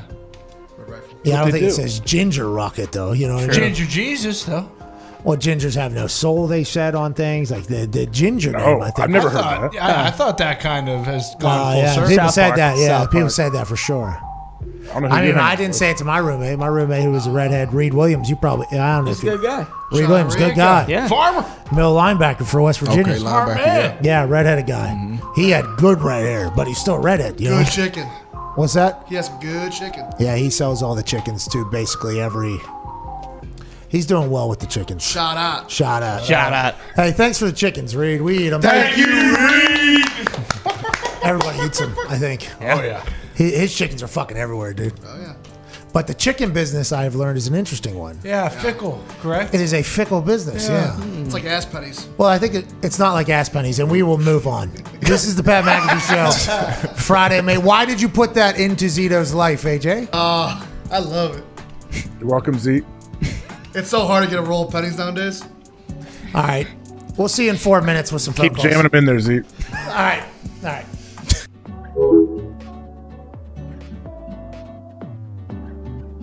Why is football the greatest sport on earth? And do you think football is the greatest sport on earth? And why do you like football?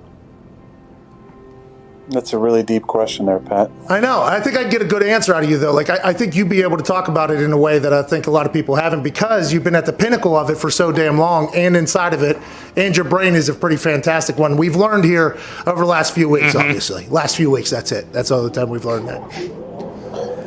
I think it's the greatest sport in the world for one main reason. It is a true team sport where it is damn near impossible for one person to dominate an entire game. And if you look at other team sports, basketball with 5 guys on the court, I think you've seen multiple players over the years.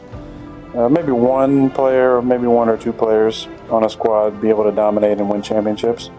Baseball, you can have a dominant pitcher and win championships. Soccer, you can have a dominant forward and or goalie.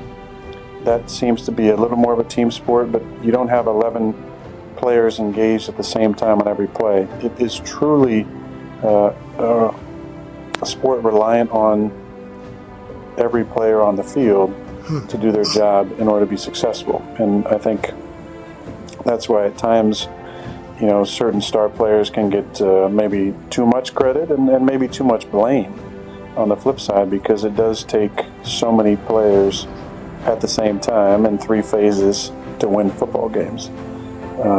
And I think that's the beauty and the draw of our sport, is that something new happens all the time, because you are literally dealing with 11 humans on the field at one time who all have lives outside of football, and there's distractions, there's a reliance on coaching, there's a reliance on preparation, there's a reliance on diet and performance. I just think there's so many facets to it that you see something new every single week, and I think that's the beauty in our game. When it comes to the love that I have for it, it's rooted, and I think like any player who's played for a long time, the love is not just about our sport, it's about competition. And I think there's nothing in the world for me that fills that need and that hole I have like competition. I think players who played for a long time at a high level, you have that need to be satiated competitively, and it's a love of going out there and going against guys and being in an environment where you know that nothing is guaranteed. And that's why I, at times, have taken umbrage to people saying that it's easy, because it's not easy. It's never easy. And I think that's the beauty in our game, is that you see things new every single week. It's never easy. And your only thing you're guaranteed is the ability to compete. I love that aspect of it. I love competing. I love going out there and harnessing the fear of failure, where I think so many people who maybe don't love football as much, the root of that is a deep fear of failure, that you might go out there and your best might not be good enough, and that's not okay with you. From a place not so far away in the USA, every day we either overwork or we underpaid. We need benefits, vacation days, a 401k, and maternity leave. She got a baby on the way. See, everybody knows your name round here, but ain't nobody famous round here. A bunch of John Does riding around on John Deere. Might move to Texas and become a cattle auctioneer.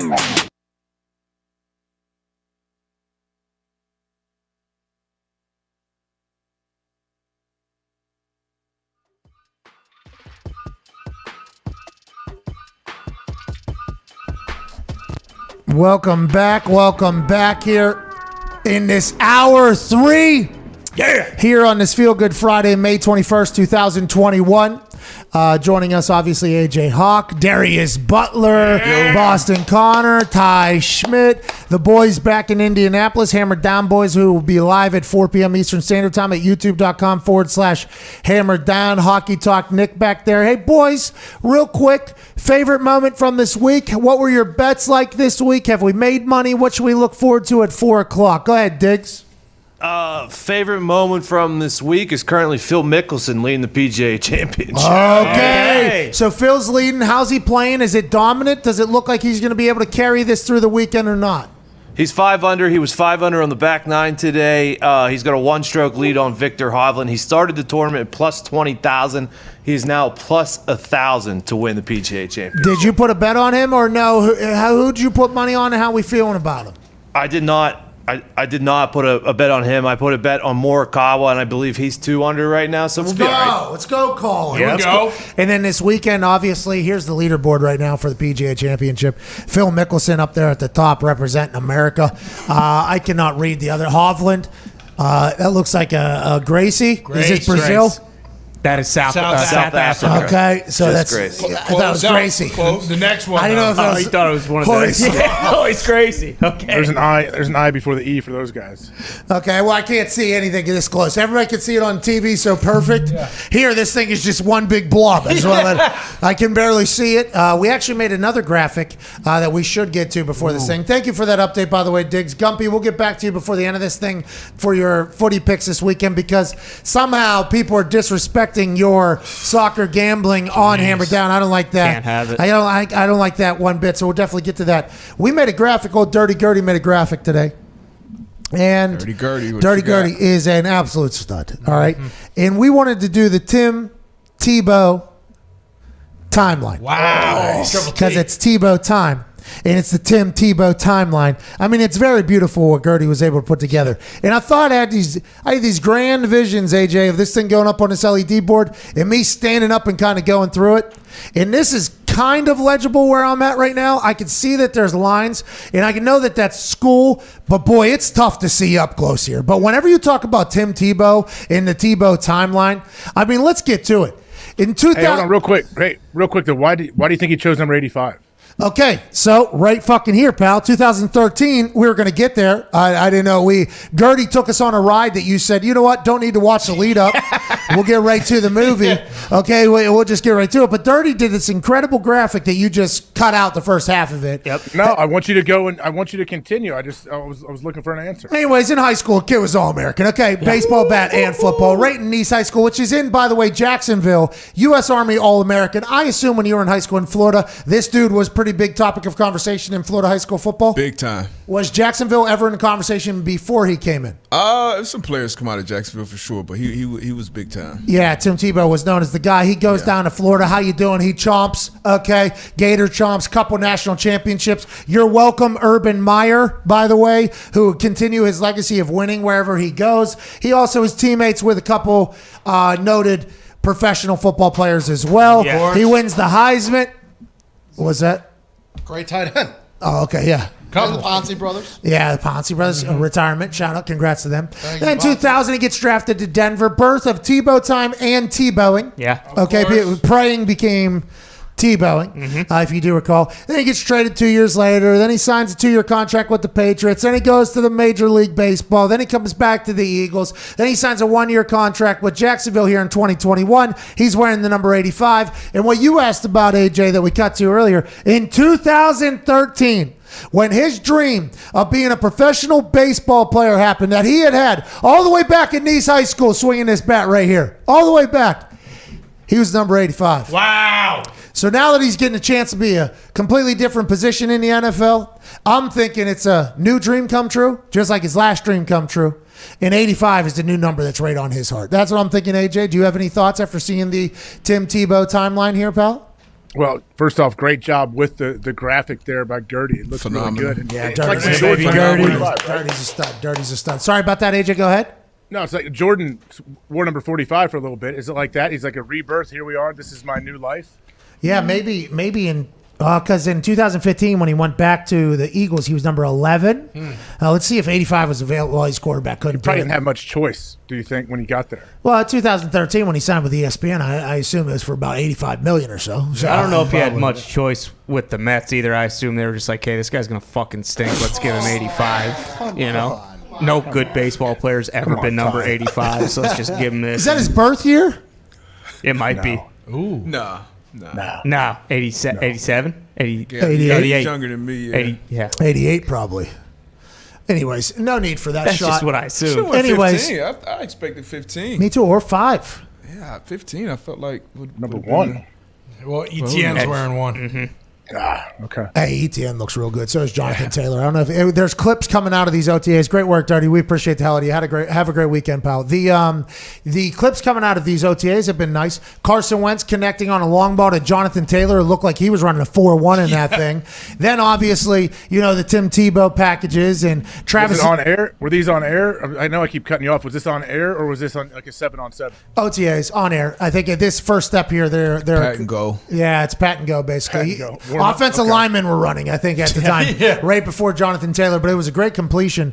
ETN looks very quick, though. Did you do any? You did for the Pro Football Focus. Your thoughts on Travis Etienne? He has snuck through all conversation. Trevor Lawrence dominates conversation at Clemson and at Jacksonville. Tebow comes in. Tebow dominates conversation. Trevor Lawrence. Nobody's even talking about Etienne. He could be a guy, right? He's a guy that could be a guy. Absolutely. I mean, he went back. Surprised a lot of people going back to Clemson for his 4th year. Drafted him in the first round. Urban came out, made news a few days ago saying he was basically going to train as a wide receiver during this time, which, I'm not a fan of. Big enough learning curve coming in the NFL, but super talented dude, man. He could definitely ball out this year. You just took a shot at Urban Meyer deciding to allow him to try to learn another position. Bad move. Why? Bad move. I mean, you're a running back. It's like you got to learn pass protection. You got to learn all these different things. Like if you drafted a guy in the first round, I mean, there were receivers on the board to draft in the first round if you want a receiver. Go that way. And then he did the same thing with the first defensive player he took in the second round with the corner. He said, I'm going to train him as an outside corner and a nickelback. I just think that's a lot to learn at one time. But you're saying this is potentially the difference between old college and the NFL here? Yeah, I mean, Urban, he'll find out. He'll find out pretty soon. I mean, he could be successful, but that's tough to do. Well, and it makes sense they're doing the wide receiver thing with ETN because their rookie running back last year was, I mean, it was really Jonathan Taylor and then I think James Robinson. Yeah, that's his name. Undrafted. They were the two best rookie running backs, so. But I mean, well, shout out to ETN going back to school, turning down money last year, and ended up in a spot where they don't even want to play in the fucking position. So, listen, ETN, I'm a fan, man. I hope you get your shot down there. What is Urban doing, AJ? He doesn't like people playing the position. He thinks this is college. Hey, he'll grow into a D lineman. What's going on over there, AJ? Have you talked to Urban at all? I have not talked to him, but I would assume Urban had done his homework on ETN and felt like he could handle it mentally, I guess. Like, hey, let's teach him wide out first. And Urban, I think, even said, like, we know he's a good running back. We know he's a great running back. And running back, when he has the ball in his hands, yeah, that's a lot of instincts and feel and awareness. But what DB said, like, you do need to learn the pass protections. That's, like, the toughest thing, especially for any rookie running back coming into the league, is, like, not only what is my assignment, who am I supposed to block so my quarterback doesn't die, but then I have to actually execute and be a good blocker. Hey, Patrick Mahomes really good at quarterback. I want Andy Reid to see if he can do tight end or not. Oh. Yeah. You know what I mean? Like, ETN's already got running back figured out. Let's go see if we can get something else. Try it out. Let's go in there. You got 2 weeks OTAs. Yeah, absolutely. Already got minimal offseason. Let's put him at wide out.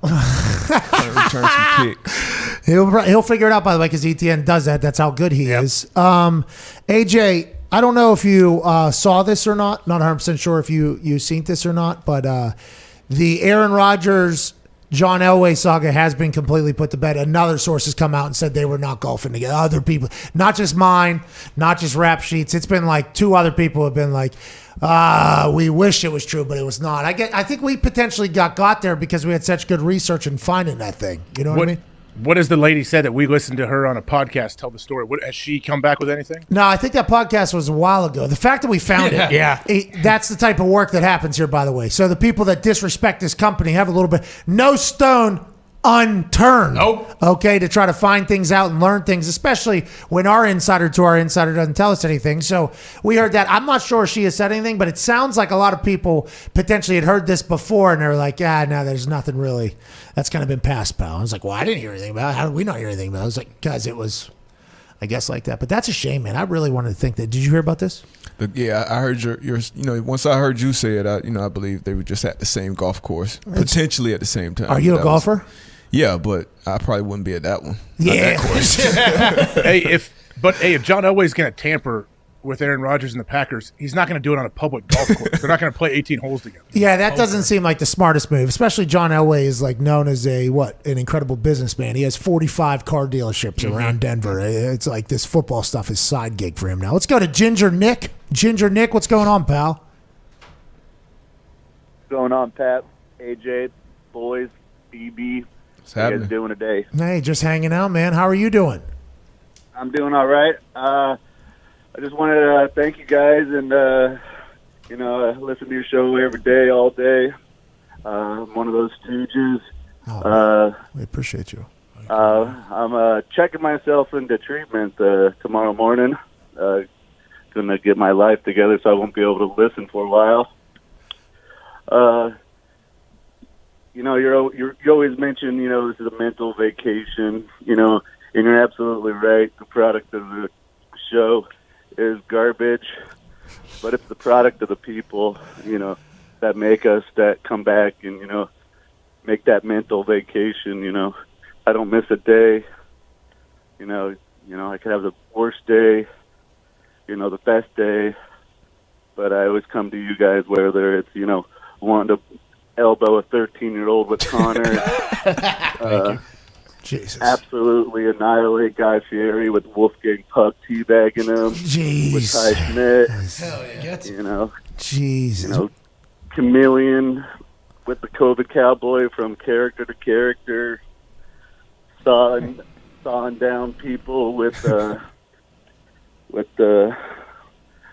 my hockey guy back there. Oh, Nick. Hey, listen, Nick. Yeah, there's only room. Nick Morano. Sorry, it's my fucking name. It's my fucking name, too. No, that's the thing, is there's only room for one Nick around here in your mind, and I appreciate that. Nick, I want to let you know, hey, what you're doing tomorrow, pal, is a really, really cool decision. Thank you so much for telling us.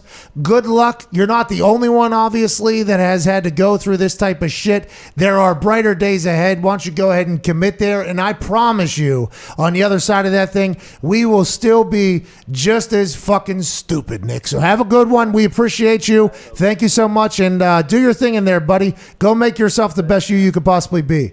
Good luck, Nick.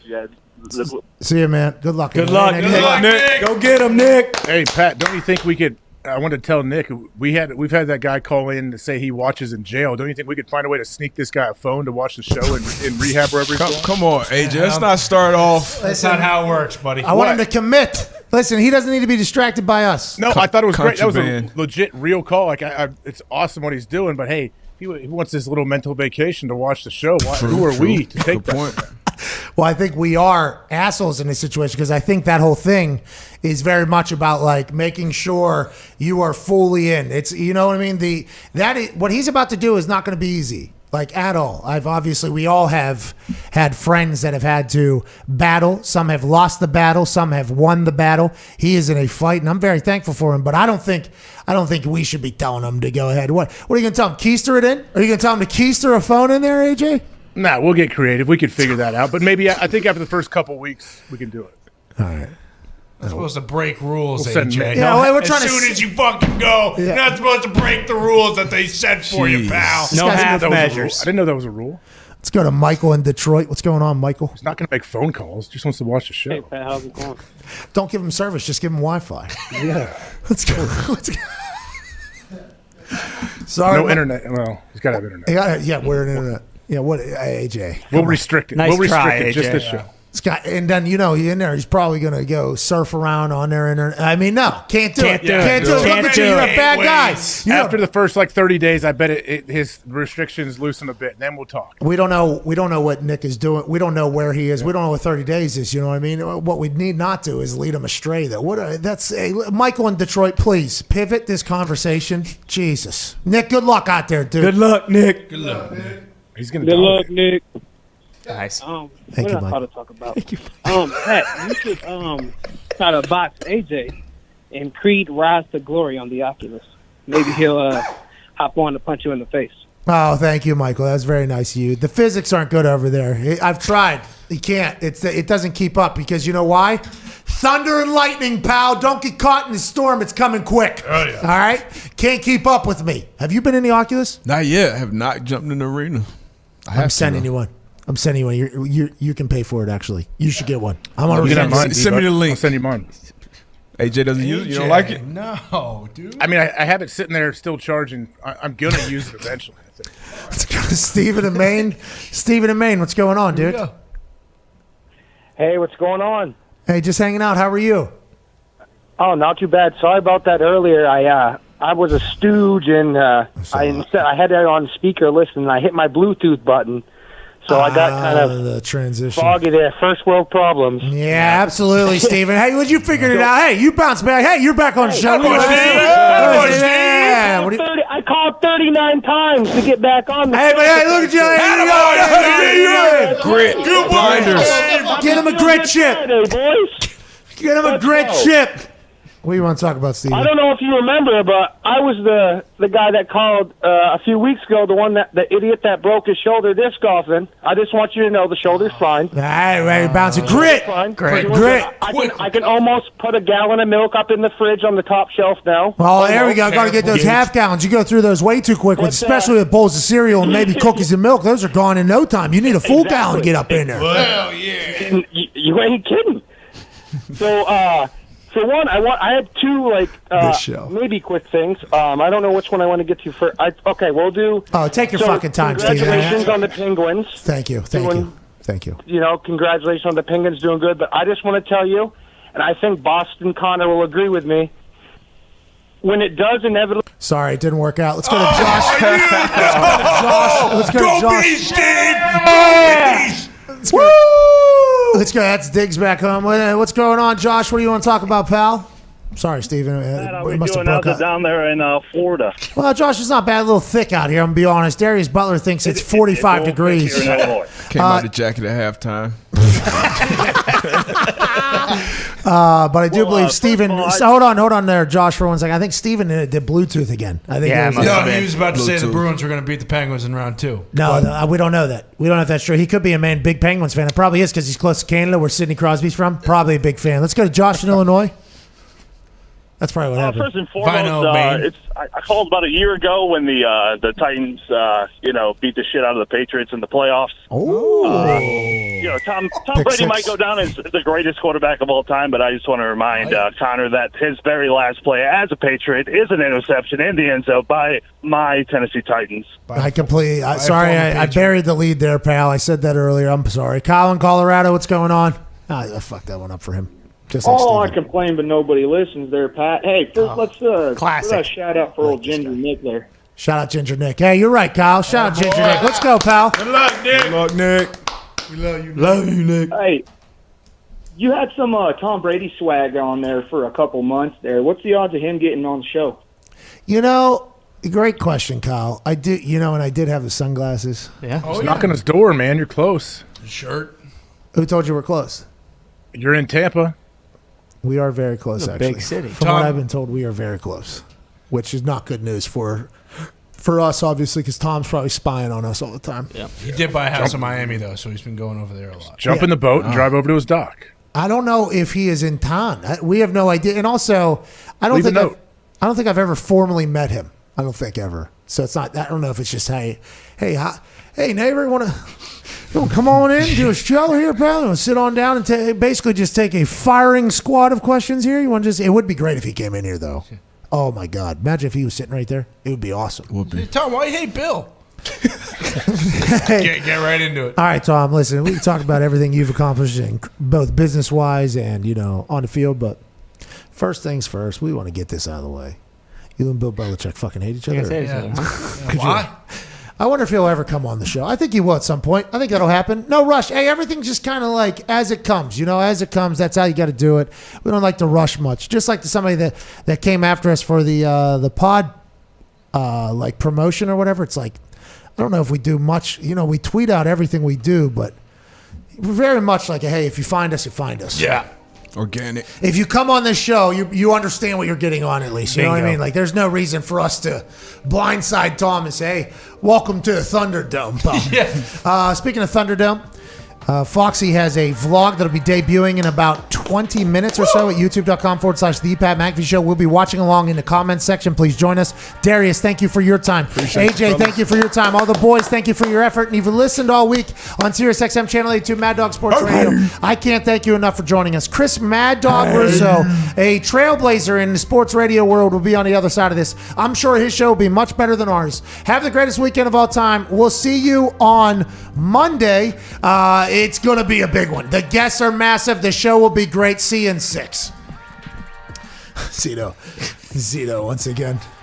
Zito is back there. He's like a DJ in front of 10 things. That's why you leaned over to see his hands down line? His hand was like this, basically. And I was like, wait, is there a 5 or is there a 0 in that one? There was 5 more seconds. I was about to hit a home run. Without that last 5. But Zito has had to do like 75 different things, as has Foxy, as have the boys. D-Bud, I don't think I do this enough. Thank you for traveling here on Friday. Hey, appreciate you guys, man. It's fun. Thank you, D-Bud. Appreciate y'all, man. It's fun. I appreciate that a lot. It really means a lot. AJ, thank you for your time in your attic, dude. Hey, thank you for your time. Good luck tonight, man. You have a big one coming?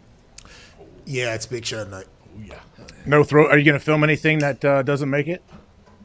I don't know. I'll find out when I get over there. Nothing has been. I know nothing about the shows until I show up. It's pretty cool, actually. It's like a pretty cool thing, Like, I feel like you operate a little better like that. Kind of how it should be. I was about to think to myself, like, I don't know if I could do it the way that it has been done for a long, long time.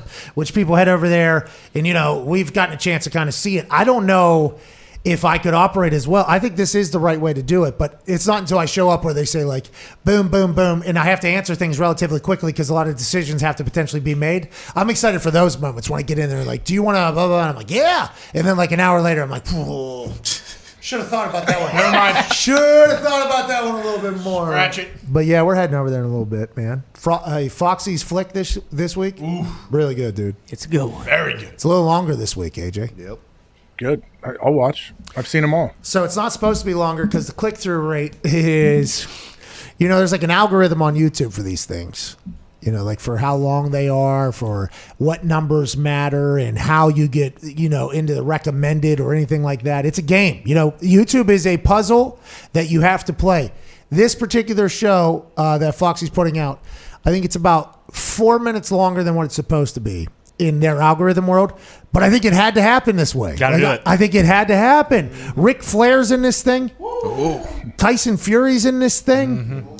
I mean, there's a lot of people in this. Make it as long as you want, though. I understand like the algorithms and the things that put you in front of the most eyeballs, but if you have enough good stuff in there, why cut it? Well, the thing is, if you build it, they will come. We've always operated on that. Literally, we're just talking about how, like, just do the show, and if it's good, people will come. Like, we don't need to, do anything. But with this one, with the, Roman, Roman, they are, footing a pretty good bill for us to get down here and do our thing, and it kind of, those vlogs, and I don't like operating on that thing. I don't like operating on like, hey, have to do this. But for the sake of Roman, who's helping us out a lot, there is like a little bit of like, hey, we got to make this as good as possible, for them, because they've really helped us out in this whole fucking thing. Available at Walmart, by the way. Shout out them. Yeah, that's a huge deal. But this one, there's good shit. Hey, this is a good story this week. I'm very, very pumped. Foxy crushed it, dude. It'll debut in like 16 minutes, I believe, because it has to go in 15-minute increments with the premiere thing on YouTube, which is another rule. We couldn't direct or redirect from this one into the premiere, even though they were live back-to-back, because that's another one of their things. I mean, it is just, it's a game over here. It's a game. What's that, pal? Puzzle. It is. It really is, D, but it's not easy at all. Hey, Nick, when do the Pens play again? Saturday afternoon. I think it's 3 or 3:30. Diggs is telling me 3. You gonna be back from Meekum? I'm gonna have to be. Hey, they better put a nice Bronco out there before 3 o'clock. You know what I mean? There's nothing better than an afternoon Pens game. What's that, pal? There's nothing better than an afternoon Pens playoff game. You could pound like 37 XXX White Claws in that afternoon and have a great day. Yep, and it kind of leads you right into the night for whatever you got going on there. It is. You're 100%. Just like 1 o'clock games in the NFL at home are a pretty cool thing because you're home for the night. Primetime games, a lot more eyes. That's where you want to be. You're hoping to be in those games. But those 1 o'clock games, I learned to appreciate because I hated them. I was tired. I didn't like it. And then I learned to appreciate them. I'm like, man, I'm home watching Sunday Night Football here, having a good time. Those afternoon Pens games, they get you tuned up right for a good Saturday night. Ain't that right, Diggs?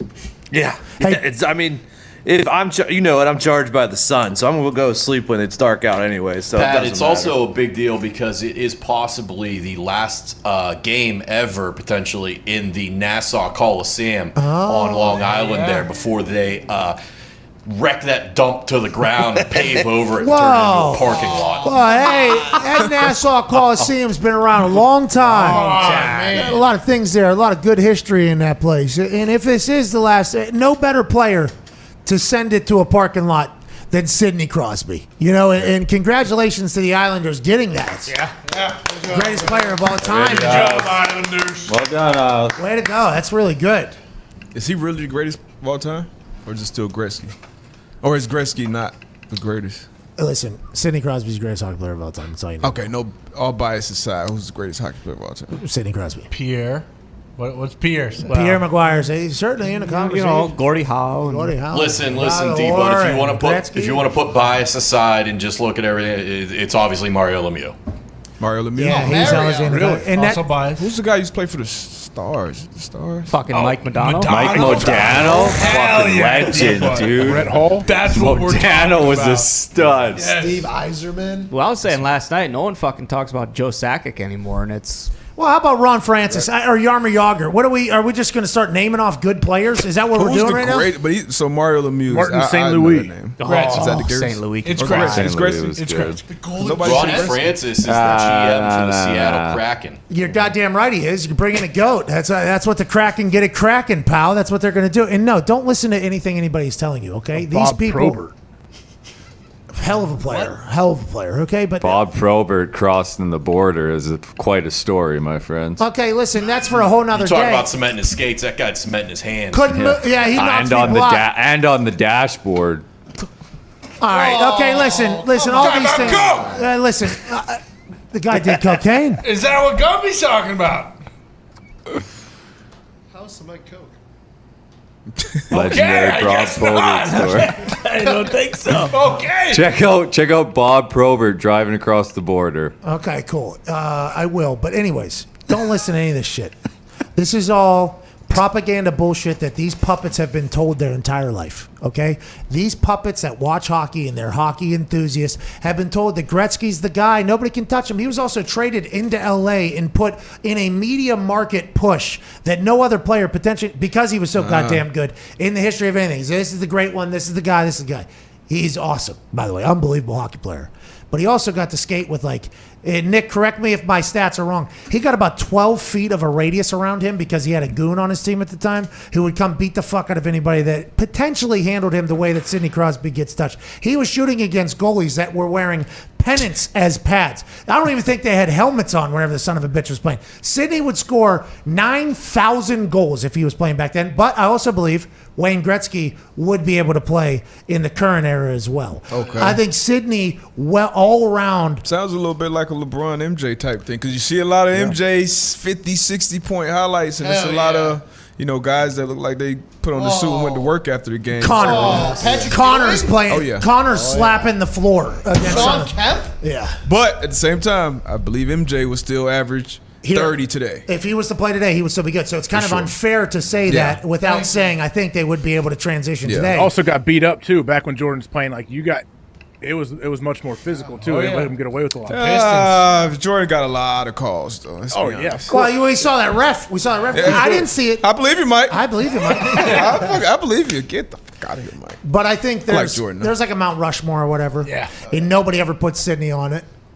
Nobody ever. Really? Yeah, because Sydney is in the. It's that hockey. It's that tradition. He's too new. Like he's still. It's not too new. It's been around like 15 years. I know, but I'm saying he's not going to get the respect until he's like 10 years, 15 years removed, maybe. No, they're past the NHL boom of popularity, is what it is. So he's been a part of, like, he's won a lot. He's LeBron coming into the NHL. Like, whenever he came in, he was dubbed the next LeBron. But the NHL just so happened to forget how to grow the game whenever he came in. And they decided, like, hey, nobody needs to know this fucking guy exists, okay? We're just going to go ahead and bury him. We'll put him on USA Network at 1 a.m. for his games. Everybody will see this and everything like that. So I think he has just been passed by. And I think there is a large amount of disrespect thrown towards Sydney's name because he's not scared to be a pest, too. Like, he'll fight if he has to. He's a pest if he has to. He will talk shit if he's just all that is hockey. And that's why it has been my honor to grow up in a city where he came, and played. And that's why he's the greatest fucking player of all time. Nick, did I get any of those things wrong there? No, all 100% correct. Thank you for that. Thank you. So that's how I feel. Best American hockey player, though, Patrick Kane. Kaner does get mentioned in that conversation every time we put out a tweet of me saying Sydney's the best. There'll be some Chicago fan that'll come. American made. Oh, and McDavid, McJesus. I guess this kid's a baller. Austin Matthews. All right, let's get to the phones. Fucking Mike Madonna, though. Up there, dude. He's a lead. Hey, for years, Madonna was the best American He player. was unreal for the Stars for years and years. That flow, too, skating around without a bucket on. He's the best. And by the way, those old Stars jerseys were awesome back in the day. Hey, Nick, can you answer Darius's question? What did you say? The percentage of what? What'd you say? The percentage of American-born hockey in players. the I NHL. just want to know. In the NHL, what do you think the percentages are of who has what in the NHL? You think? Yeah, I actually looked it up earlier. It's Canada is 43% Canadian. It's 27. Jumpy. 27% American, and the rest it's like Swedes are 10%, 5% Finn, and then 5% Russian. Okay. Mother Russia. Hell of a league. All right. And allegedly, the Canadians, right? That's like curling's their sport, but we took their sport, hockey, and made it better. And then the Canadians, who are probably in charge, have forgot to market it. Yeah, makes sense. Did it with curling too. Yeah. Lacrosse is our national sport, surprisingly. What? I thought curling was. No, sir. Good, very good at curling, though. Canadians are very good. Who created curling? I thought it was the Good Canadians. question. I thought it was the Swedes. I think it was the Vikings. Might have been Thielen. Could have been Thielen. No, they were using severed heads. The Scots. It was the Scots. Scots. There it is. Oh, the Scotties Tournament of Hearts. What the hell are we talking about? Glad we got to the Curling. 16th century in Scotland with I thought it was Canada because when we beat Canada for the gold, I thought we were like dancing on their faces. I thought we beat Sweden. That's why I thought it was Sweden who was the. We were dancing on everybody who created this sport. Even if they didn't create it. Was Scotland even in the Olympics? What happened? Have they just fallen off completely? What did they do?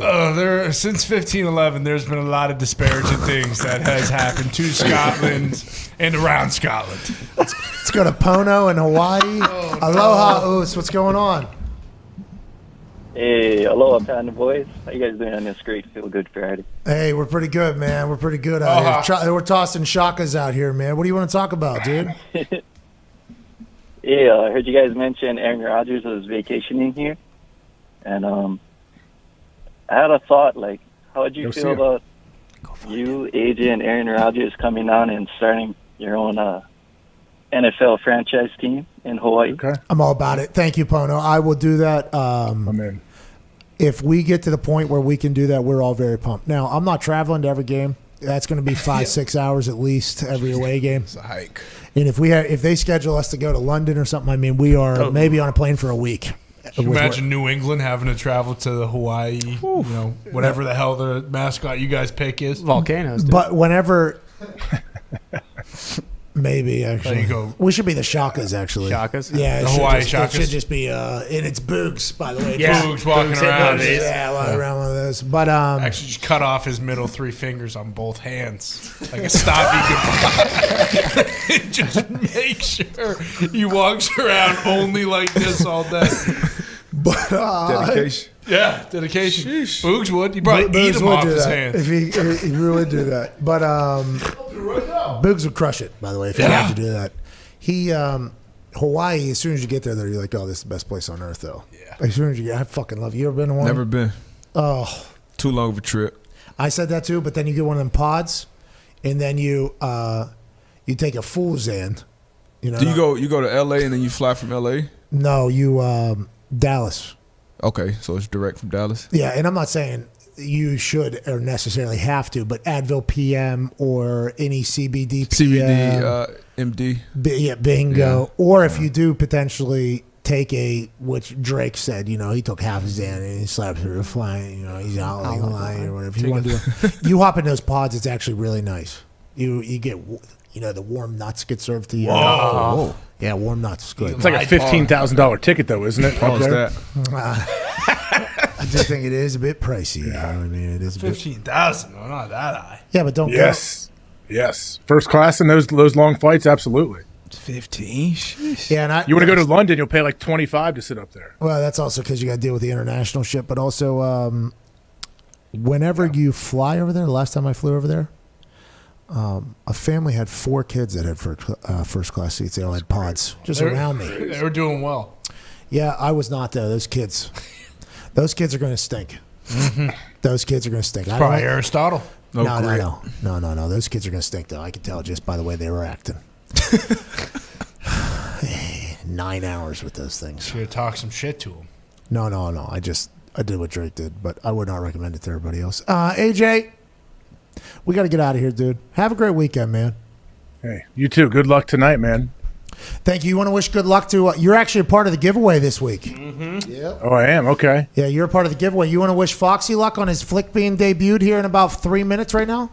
No, Foxy doesn't need luck. Foxy's like Michael Jordan of video editing and mashing things together. Yeah. You know what? That's gonna ruffle some feathers somewhere. Don't say that. All That's right. I gonna like be- the self-handicap. That's not doing it. No, but Foxy's playing a different game than everybody else. Editors have their own lane, their own world, their own way of cutting things. Foxy cuts things in a different fashion than somebody else who also dominates on the internet. So I don't think there is actual Michael Jordan type comparisons that could be made. But man, Foxy's fucking good though. Hey, this guy's fucking good. Yeah. Kids of talent. Kids of talent. Ty, thank you. Connor, thank you. Darius, thank you. Appreciate you, Zito, thank you.